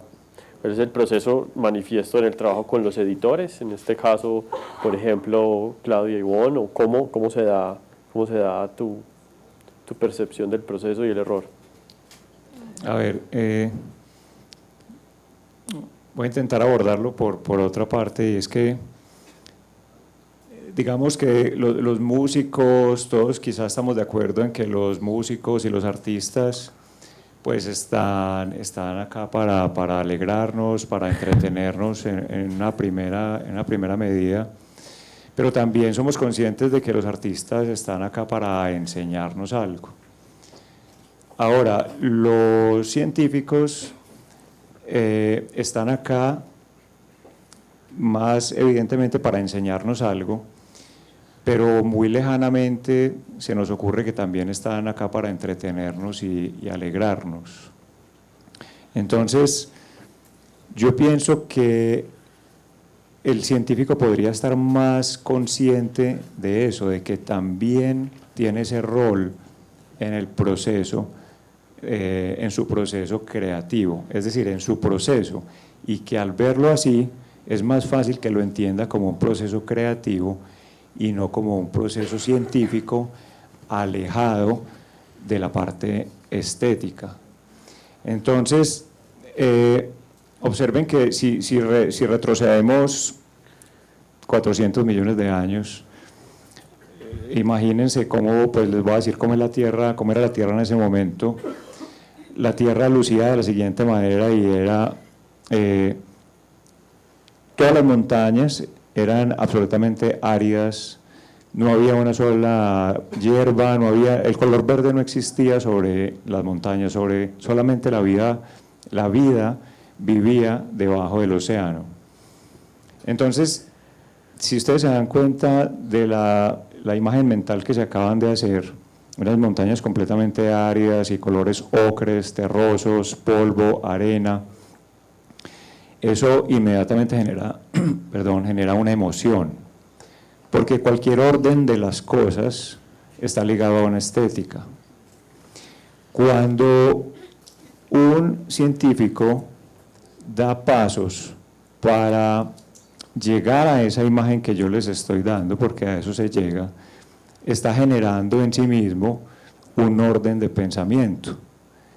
Y, como lo vemos, ese orden de pensamiento implica una estética, una idea de belleza. Eso es lo que yo pienso que el científico no debería perder de vista. Y es ahí donde la ciencia adquiere todo su potencial narrativo, que es lo que realmente nos habla del proceso. Y Rupert, ¿tú querías decir algo? I'm very interested in what you say in respect of what some people call the Anthropocene and the immediacy of the changes we face, globally, and the attack on science from various causes, and the inevitable sense that scientists of various specialisms must feel that facts matter. They really matter. And we were talking about the communication of knowledge also, but I wondered if that was something that plays out in your work, and how that immediacy and urgency of the situation that we all face, but scientists as representations of the expertise and knowledge that requires us to understand that urgency. How does that play out as well? Y toda esta discusión entre entretener, alegrar, emocionar, el orden, la ficción y la narración me lleva a pensar en un trabajo y particularmente en la curaduría que hiciste en Canadá. En esa, si nos puedes contar un poco de cómo desde tu función como curador abordaste el mito y la tecnología, la ciencia y el arte, el pasado profundo y el presente computacional, cómo todas esas variables se vinculan y se entremezclan, y si nos puedes tal vez vincular esa idea de ficción, de orden y de narración. Ahí. Bien, miren, el año pasado tuve quizá el reto más importante que he tenido como curador. Digamos, yo creo que crear exposiciones, crear curadurías de exposiciones es una manera increíblemente poderosa de exponer ideas, de poner en escena conceptos, de plantear controversias. Tan poderosa como escribir un paper eventualmente.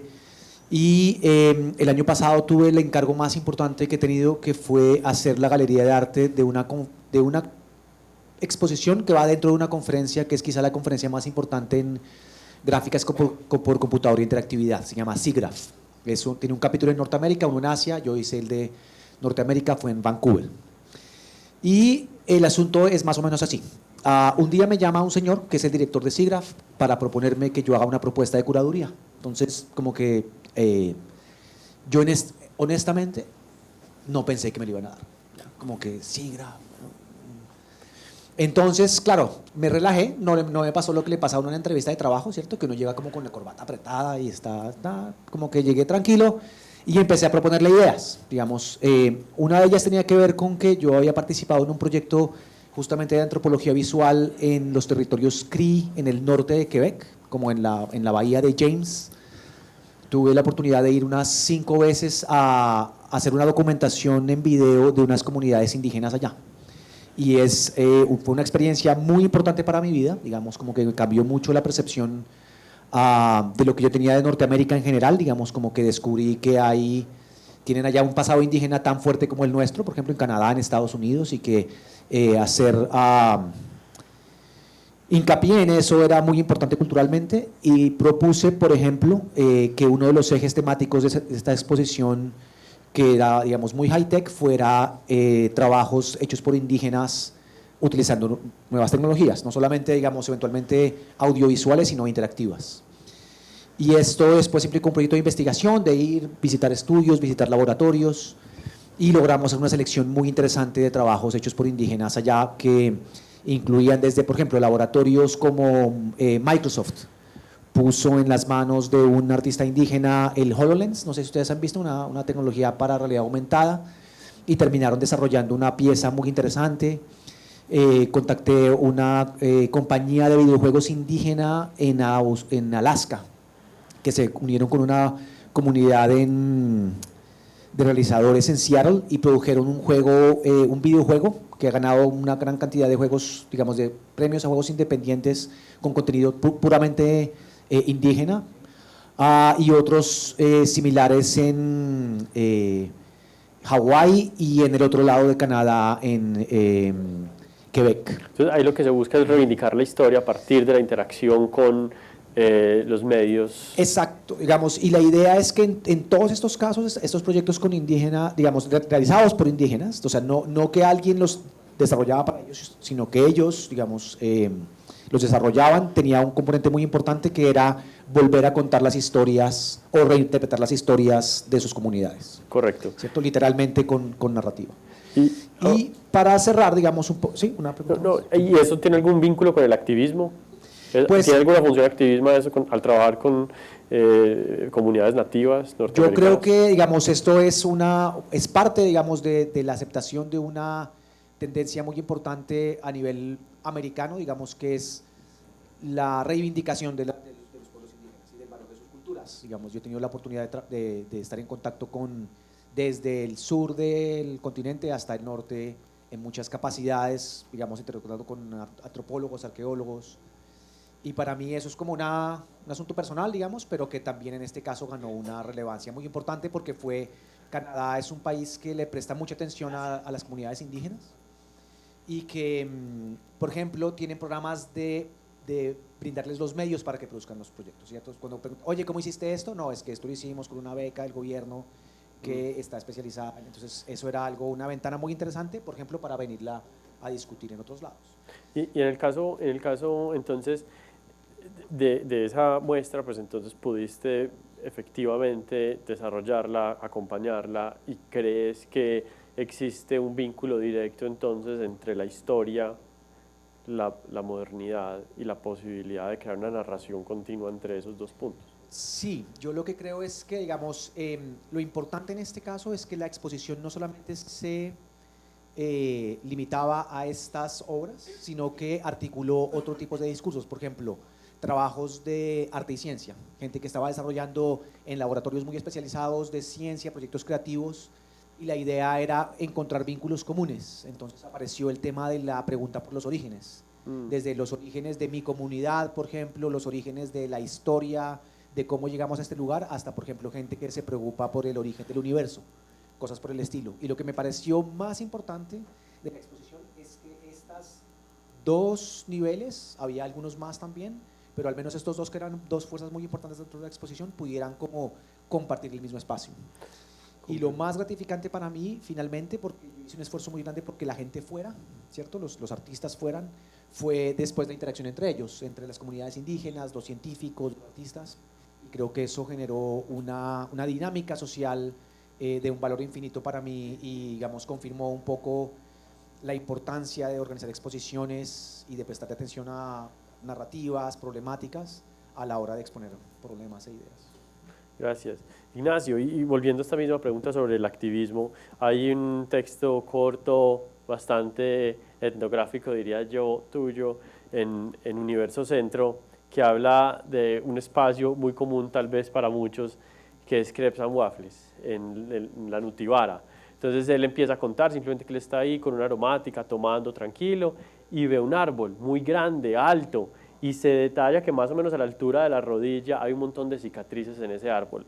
Y el texto, que es corto, empieza con un nivel de detalle exquisito a pensar qué es lo que le está pasando a ese árbol.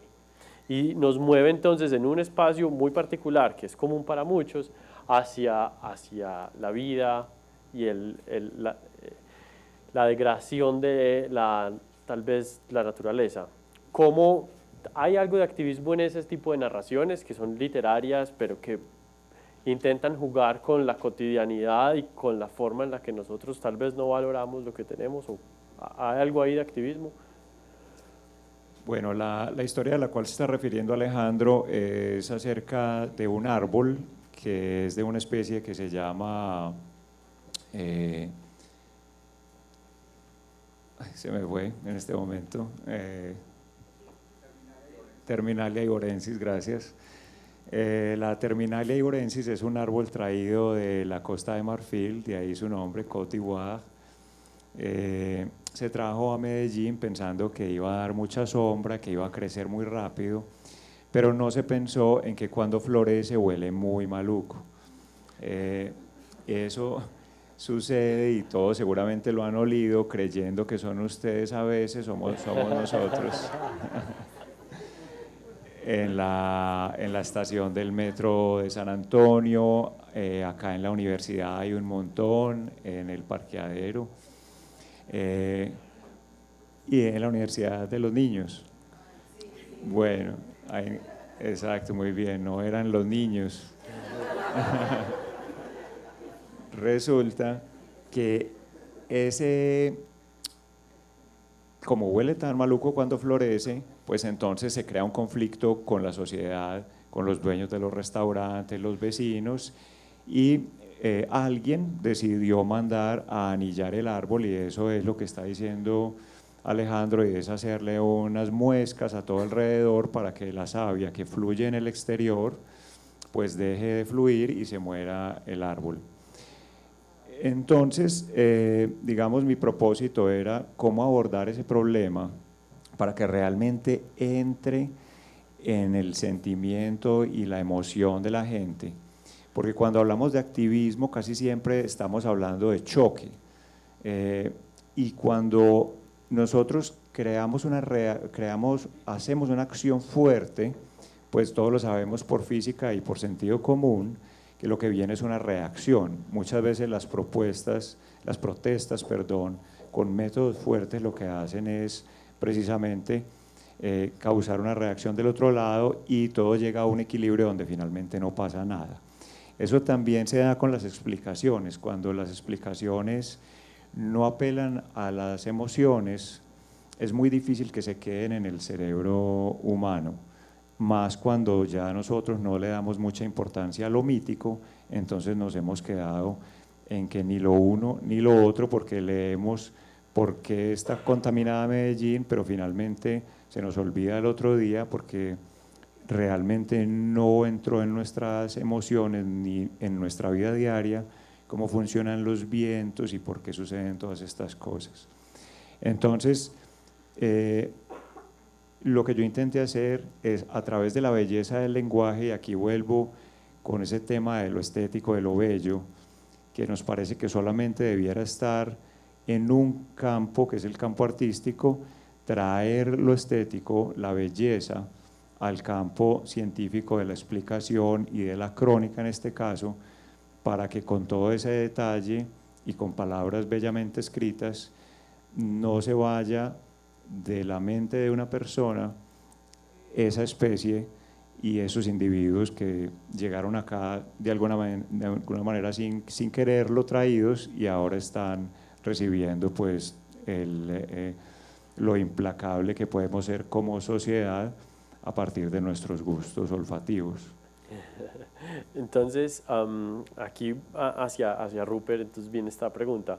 Si no es activismo, podríamos hallar tal vez un punto de conexión o de conciliación de esto pensando en políticas públicas, en policy making. Podríamos pensar que el vínculo entre investigación y creación y la labor que tiene la universidad al brindar estos espacios es tal vez habilitar la creación de una suerte de evidencia tanto cuantitativa como cualitativa que pueda ser empleada por aquellos que toman decisiones para tal vez legislar o cambiar en algo la forma en la que entendemos el conocimiento o la interacción de la sociedad con la naturaleza o el entorno, como lo describe Ignacio.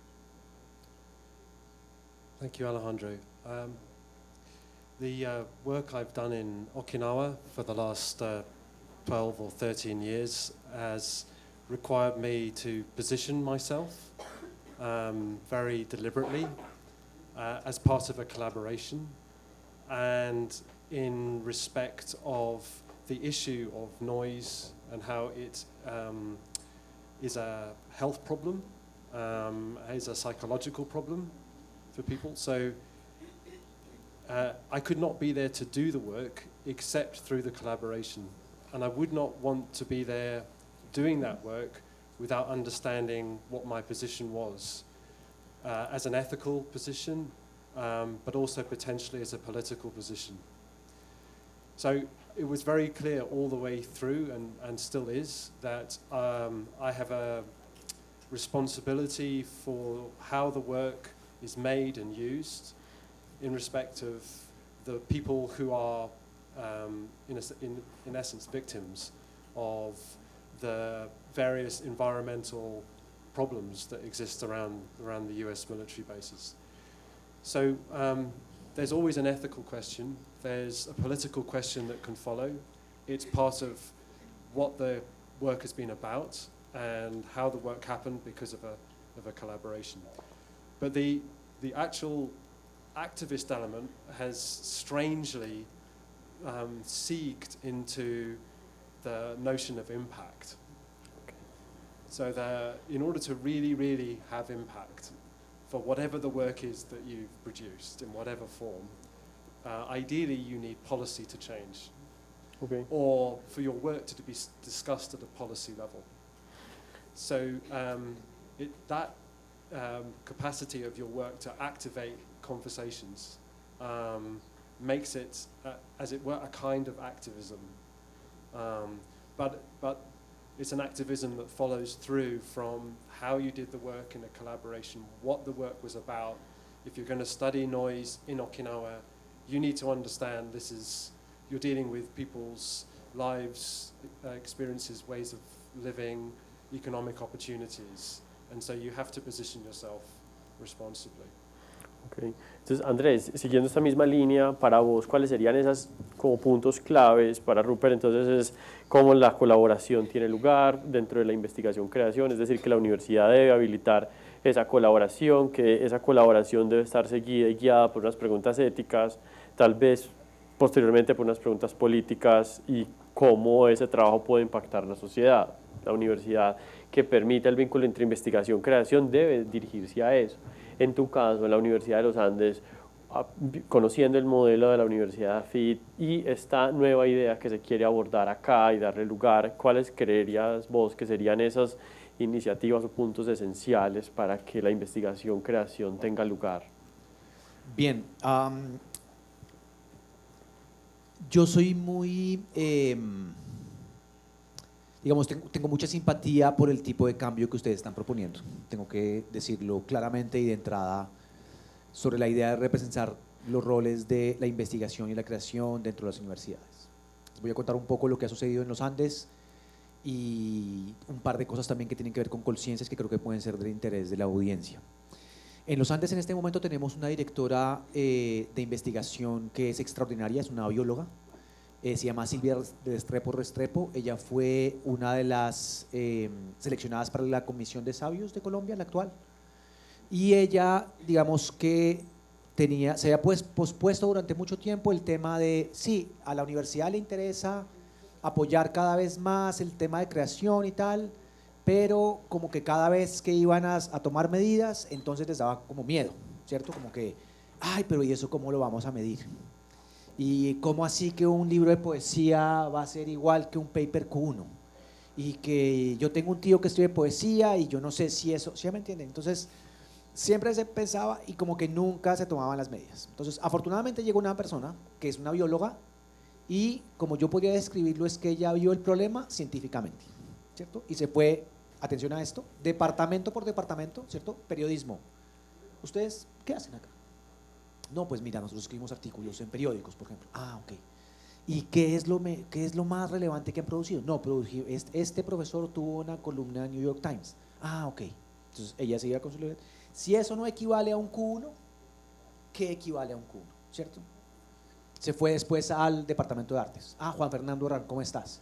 Oye, ¿cuál es tu trabajo? Mira, mi trabajo fue que yo hice el pabellón de Colombia en la Bienal de Venecia del año pasado. Ah, ok. Si eso no equivale a un Q1, ¿qué equivale a un Q1? ¿Cierto? Y se fue departamento por departamento, literatura, periodismo, todo lo que no era ciencias duras y, digamos, ciencias sociales, y logró establecer unos criterios que siguen en constante revisión, que eso es importante, porque ¿cierto? Siempre tenemos ese asunto entre existencia y calidad, ¿cierto? Y muchas veces las calidades, en nuestros casos, se hacen evidentes después de mucho tiempo. Entonces eso se puede revisar. Y finalmente, hubo dos impactos importantes. El primer impacto, de pronto la universidad por primera vez cuantifica algo de lo cual era ciega como institución. De pronto es como tenemos una producción increíblemente valiosa y grande, que antes no estábamos dando cuenta. Entonces, todo ¿para qué sirve esto? Sirve para todos los cambios que hace la universidad internamente entre profesor asociado, titular, profesor asistente y tal, ¿cierto? O sea, tiene un impacto literal en la... Por otro lado, fue tan grande el impacto que estamos en las mismas que ustedes, y es que la universidad acaba de cambiar el nombre y la vocación de la vicerrectoría a Vicerrectoría de Investigación Creación, literalmente, o sea hace 3 semanas. Entonces, eso para nosotros es una gran contribución, digamos, del legado de esta profesora. Y yo me doy cuenta que ustedes están con las mismas preguntas acá, y yo creo que el asunto de hacer, digamos, no solamente de estar esperando que haya alguien que nos venga a medir y que después nos peleamos con conciencias y que no sé qué, sino poder producir nuestra propia lectura y tomar medidas, creo que es supremamente importante. Ese punto me parece esencial, es decir, que tal vez ese cambio puede venir desde las instituciones como tal y no necesariamente de los agentes que miden a esas instituciones, y tal vez así se consiga que quienes miden empiecen a reconocer que desde las instituciones, desde adentro, hay una intención por darle valor a lo que no tiene valor cuando se mide, de manera que el trabajo literario empiece a contar, de manera que las instalaciones sonoras empiecen a contar, de manera que no solamente aquello que responde a unos estándares que define, en este caso, conciencia, sea lo que es relevante, sino que también se reconozca lo que es relevante para la misma institución que es medida. Perfecto, mira, y yo quiero cerrar con lo siguiente. Afortunadamente para todos nosotros, esa transformación no solamente está pasando dentro de las universidades como un requerito, digamos, como un cambio honesto de lo que las universidades están buscando, sino que está también pasando dentro de Colciencias, por ejemplo, ¿cierto? Colciencias, inaudito, tiene hoy por hoy un capítulo de investigación-creación con personas de planta trabajando en el tema, ¿cierto? Haciendo diseños de convocatorias que van a salir este año dentro de poco, o sea, que alisten las propuestas y tal, ¿cierto? Tienen, y yo conozco aparte del equipo, o sea, gente que realmente tiene la vocación, y es el resultado de las asociaciones, tanto en artes, en diseño, en arquitectura, que han estado yendo a tocar las puertas de Colciencias durante años. Eso se está viendo como resultados, y además, por primera vez, están haciendo mediciones de la categoría de clasificación, pues que eso es un poco tema un poquito mamón, pero en el cual los productos de creación son valorados, ¿cierto? Entonces, ese tema es fundamental. Yo no sé si ustedes conocen a Tania Delgado, que es la encargada en Colciencias, tiene seguramente mucho que contarles sobre el tema, pero también está sucediendo ahí, y esto es supremamente interesante. O sea, dentro de las universidades está pasando aquí ahora mismo, pero también está pasando allá. Vamos a ver, también depende un poco de nosotros, de cómo juguemos ese partido, yo creo que los resultados. Y en el caso de Rupert, ¿cómo el trabajo al final realmente llega a ser valorado? ¿Cómo se da esa, entre comillas, pelea? ¿Y qué tanto está dispuesto alguien a resistir esos ataques de what is the point? I think that I suspect the proportion of what drives the institution, the university here, is similar to the UK. 75% of the running costs of Manchester University are undergraduates. They're the engine. Without that, there's no show. So in some respects, the whole research aspect and the bit of the research that's research creation is a very minimal proportion of how the whole ship keeps afloat.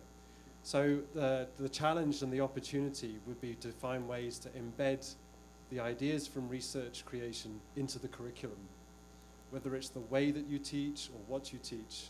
But if this becomes embedded into the curriculum, it becomes a necessary function of how the university is working, the students who come to learn, what they go to do. Entonces acá haces hincapié en algo que es fundamental, cambiar un poco la fórmula, y es ya no pensar en quién nos mide, cómo esas instituciones entonces realmente crean esquemas que son válidos para crear reconocimiento y valor y empezar a pensar en que dentro de las aulas, dentro del currículo, dentro de lo que los estudiantes van a ver, que al final son quienes más aportan a la universidad, exista la idea de investigación-creación. Si eso se cambia, si se invierte de pronto esa relación, entonces se puede crear un modelo diferente. Y en el caso de Ignacio, a mí me llama bastante la atención, y ya vamos llegando al final de esto, la lucha, entre comillas, que se tiene en Universo Centro, que es unos académicos en particular, unos artistas, unos escritores, unos fotógrafos que dijeron: no nos interesa tanto cómo nos miden, no nos interesa tanto figurar, nos interesa es cualquier cosa menos quietos, ¿cierto? Que ese es de hecho su eslogan. Entonces, ¿cómo ves tal vez esa parte fuera de la academia, estando adentro y afuera? Y cómo tal vez se puede incorporar en la discusión ese tipo de escenarios. Bueno, es una pregunta pues difícil porque nunca he pensado en eso. Yo soy de los que piensa que uno es más a pesar de que gracias a. Entonces como que no me preocupa mucho lo que está sucediendo a mi alrededor, sino en trabajar yo mismo mi propia mirada y seguir adelante con lo que yo quiero. Ahora, pues Universo Centro, no sé si consecuencia, o sea, no sé si gracias a que se inserta en ese contexto del que ustedes están hablando, o a pesar de, se mantiene quebrado. Es la única manera de hacer, creo yo, algo independiente entre nosotros. La otra manera es, por ejemplo, para una publicación como Universo Centro, que es gratuita, que está en la web, que se pone en muchos lugares de Medellín, casi que saliéndole al encuentro de las personas, es creyendo en algo propio, en la importancia de hacer las cosas de una manera como la soñamos, más como una manera como nos lo permite el entorno. Entonces, hay cosas que solo funcionan como, digamos, pretendiendo estar dislocadas del contexto. La contracultura, ahí es donde empieza a cobrar un valor importante. Yo no sé si se podría decirle a Universo Centro, bueno, les vamos a dar tantos millones mensuales, si eso cambiaría o no las cosas, si lo haría mejor o peor.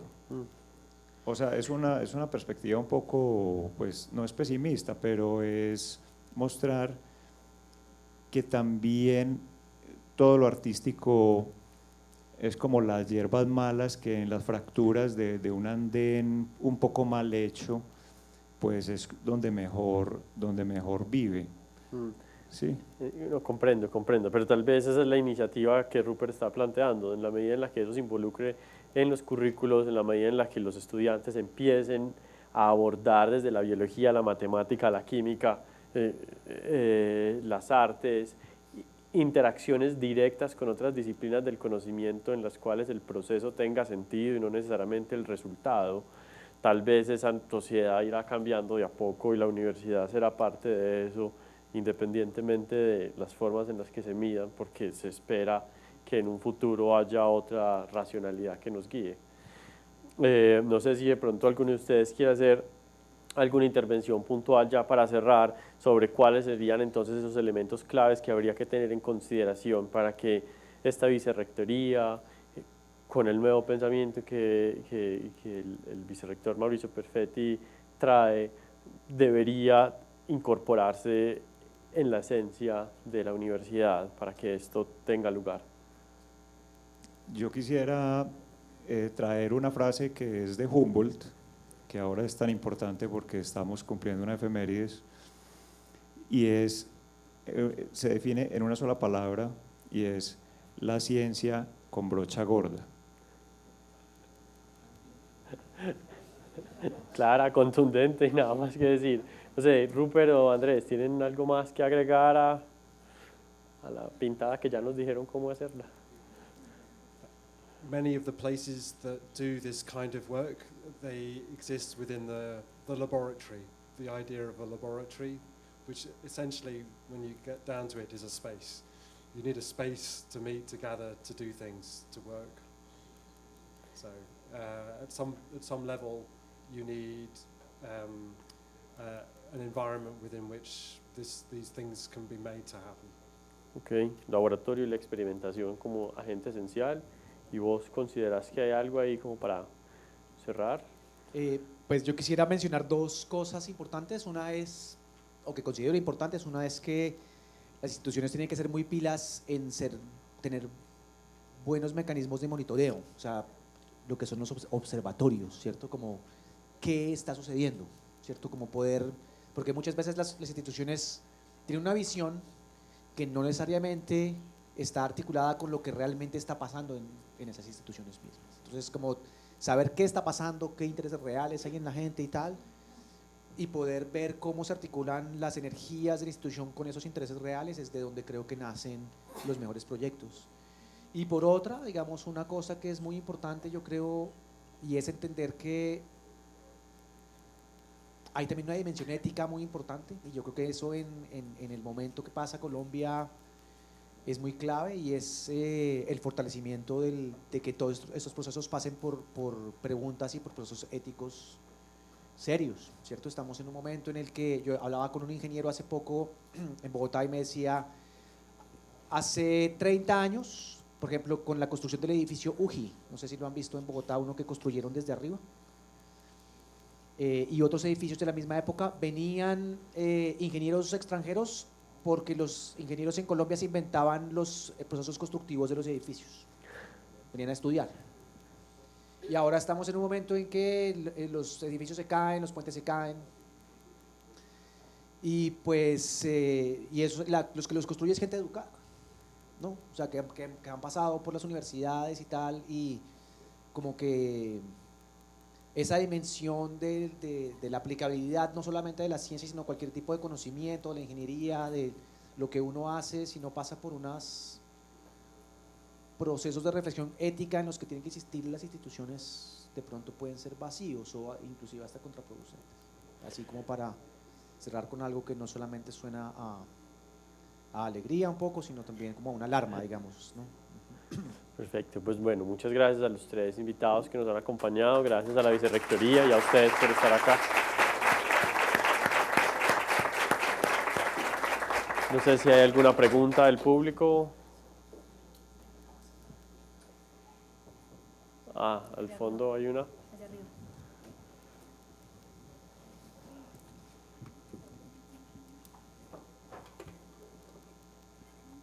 Hola, buenos días. No, solamente voy a comentar tres cositas que me han parecido interesantes. Como iniciaste el conversatorio, la dejo para el final. Pero bueno, estuvieron hablando sobre el gap, pues como esa distancia entre lo que es ciencia y arte, ¿cierto? Cada cual lo ve desde un punto de vista diferente. Por ejemplo, a mí cuando voy al MAM me cuesta verlas no, sino interpretar qué es lo que veo ahí, cómo disfruto la obra que estoy yo percibiendo en ese momento, y a mí me cuesta. Yo soy investigador y yo podría decir, yo también hago obras, ¿cierto? Obras que a lo mejor a mucha gente le cuesta interpretar. Por ejemplo, el Guernica de Picasso, tú ves la obra y bueno, es hermosa y todo, pero es distinto cuando, por ejemplo, en el Reina Sofía está todo el proceso de cómo todos los pasos y como los borradores de cómo él llegó a la obra, y la explicación por pasos breve de finalmente la interpretación. Entonces ahí como que tú logras disfrutar un poco más en ese aspecto de lo que estás viendo. Lo mismo pasa con la ciencia, ¿cierto? Es un proceso, tenemos que verlo, o sea, cuando uno hace una obra, digamos, un resultado de investigación, pues hay un proceso secuencial para poderlo disfrutar, ¿cierto? O sea que el gap entre arte y ciencia pues no sé, o sea, no sé si es tan amplio que digamos, o sea, no lo entiendo muy claro si es tan amplio ese aspecto. Otra cosa, cuando comentaste lo de la directora de investigación que está en los Andes, me pareció muy curioso lo de una columna del New York Times, que sea un Q1, ¿cierto? Yo no estoy muy claro si lo que se está etiquetando como Q1 es la poca frecuencia con que ocurre. O sea, los investigadores publican un Q1 y pueden publicar 10 Q1 y son 10, pero si este profesor publica 20 columnas en el New York Times, ya pierde, ya deja de ser Q1, según la etiqueta que le estás poniendo, ¿cierto? Porque se está, o sea, es como, nosotros tenemos como un vértigo al éxito, ¿sí? Que nos da como ese miedo de, o subvaloramos lo que hacemos. Entonces, ¿qué pasaría si muchos profesores, muchos investigadores, era el departamento de periodismo, ¿no? Sí, muchos investigadores hacen lo mismo y que cada semana haya una columna del New York Times propuesta por un profesor del departamento de periodismo? ¿Sigue siendo Q1? Listo, eso es como la cuestión. Y la otra, que empezaste el conversatorio diciendo que Ignacio había estudiado geología, como que había decidido estudiar geología para explorar lugares ocultos. Eso no hace falta, yo también en mi área exploro lugares ocultos, ¿cierto? Cada cual en su área de investigación, pues explora lugares ocultos y los intenta, después de entenderlos, de estudiar ese aspecto, divulga y ya dejan de ser ocultos, ¿cierto? Bueno, eran esos 3 aspectos nomás que quería matizar. Okay, muchas gracias. No sé si hay algún comentario, pues si deseas comentar algo. Bien, okay, mira. Rupert también quiere decir, ok. No, go. Sí, sobre el asunto de la valoración del artículo. En realidad, mira, el punto clave acá es el siguiente. La primera es que siempre había una pregunta sobre cómo se miden las cosas que no son ciencia, ¿cierto? A lo que yo iba con la interacción de la vicerrectora con la gente de este departamento en particular, es que a los primeros que se les consultó fue a ellos, ¿cierto? O sea, ¿ustedes qué consideran que es lo importante? Y cómo eventualmente podemos, esos criterios que ustedes tienen, hacerlos parte de la manera como a ustedes mismos se los evalúa.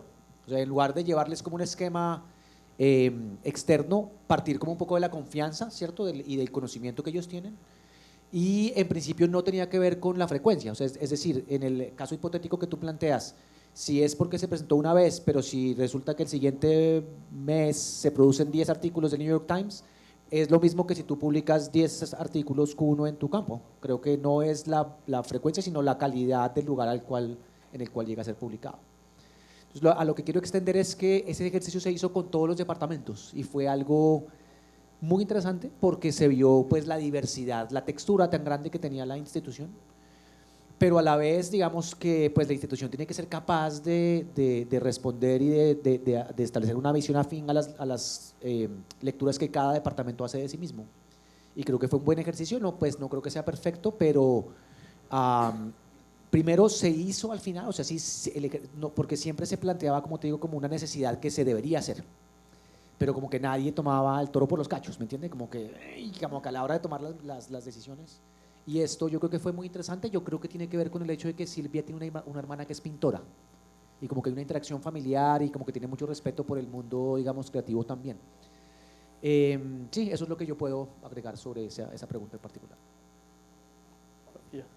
Yeah, thank you very much. I think it's very difficult to deal with the categories of art and science as a way into thinking about what is research creation and why would you do it. There's such big categories to have to handle. They carry so much baggage. And in some respects, thinking about the project, for example, that I want to do here. I want to work with Alejandro and Juan and Diego in a particular place to do a particular set of things. And at the end of that process, I guess it would be very interesting to have a conversation about how that reflected on the art and the science. But at the beginning of the process, to take on those terms can be quite cumbersome. So in some respects, I wonder whether the art-science categorization of what the differences are that we're dealing with in order to get to a project to do can be a bit disabling. They can be very useful as a reflection after the project or as it happens about what's there. But in some respects, maybe in thinking about why you would do it and how you would do it and what it is, they can be very cumbersome, difficult categories. And just to find your way through them to get to what it is that you actually are deciding to do and with whom and why, that's a slightly different thing. Bueno, de nuevo, pues muchas gracias por acompañarnos, por el espacio. Espero que lo hayan disfrutado y a ustedes, pues gracias por estar acá. De esta manera, entonces, llegamos al final de este encuentro.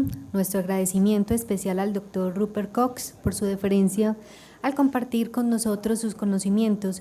Agradecimiento que también hacemos extensivo a los diferentes panelistas que también nos estuvieron acompañando en esta conversación y sin duda pues un agradecimiento a todos ustedes por habernos acompañado. Muchas gracias y esperamos contar con ustedes en una próxima oportunidad. Que tengan feliz día. Good.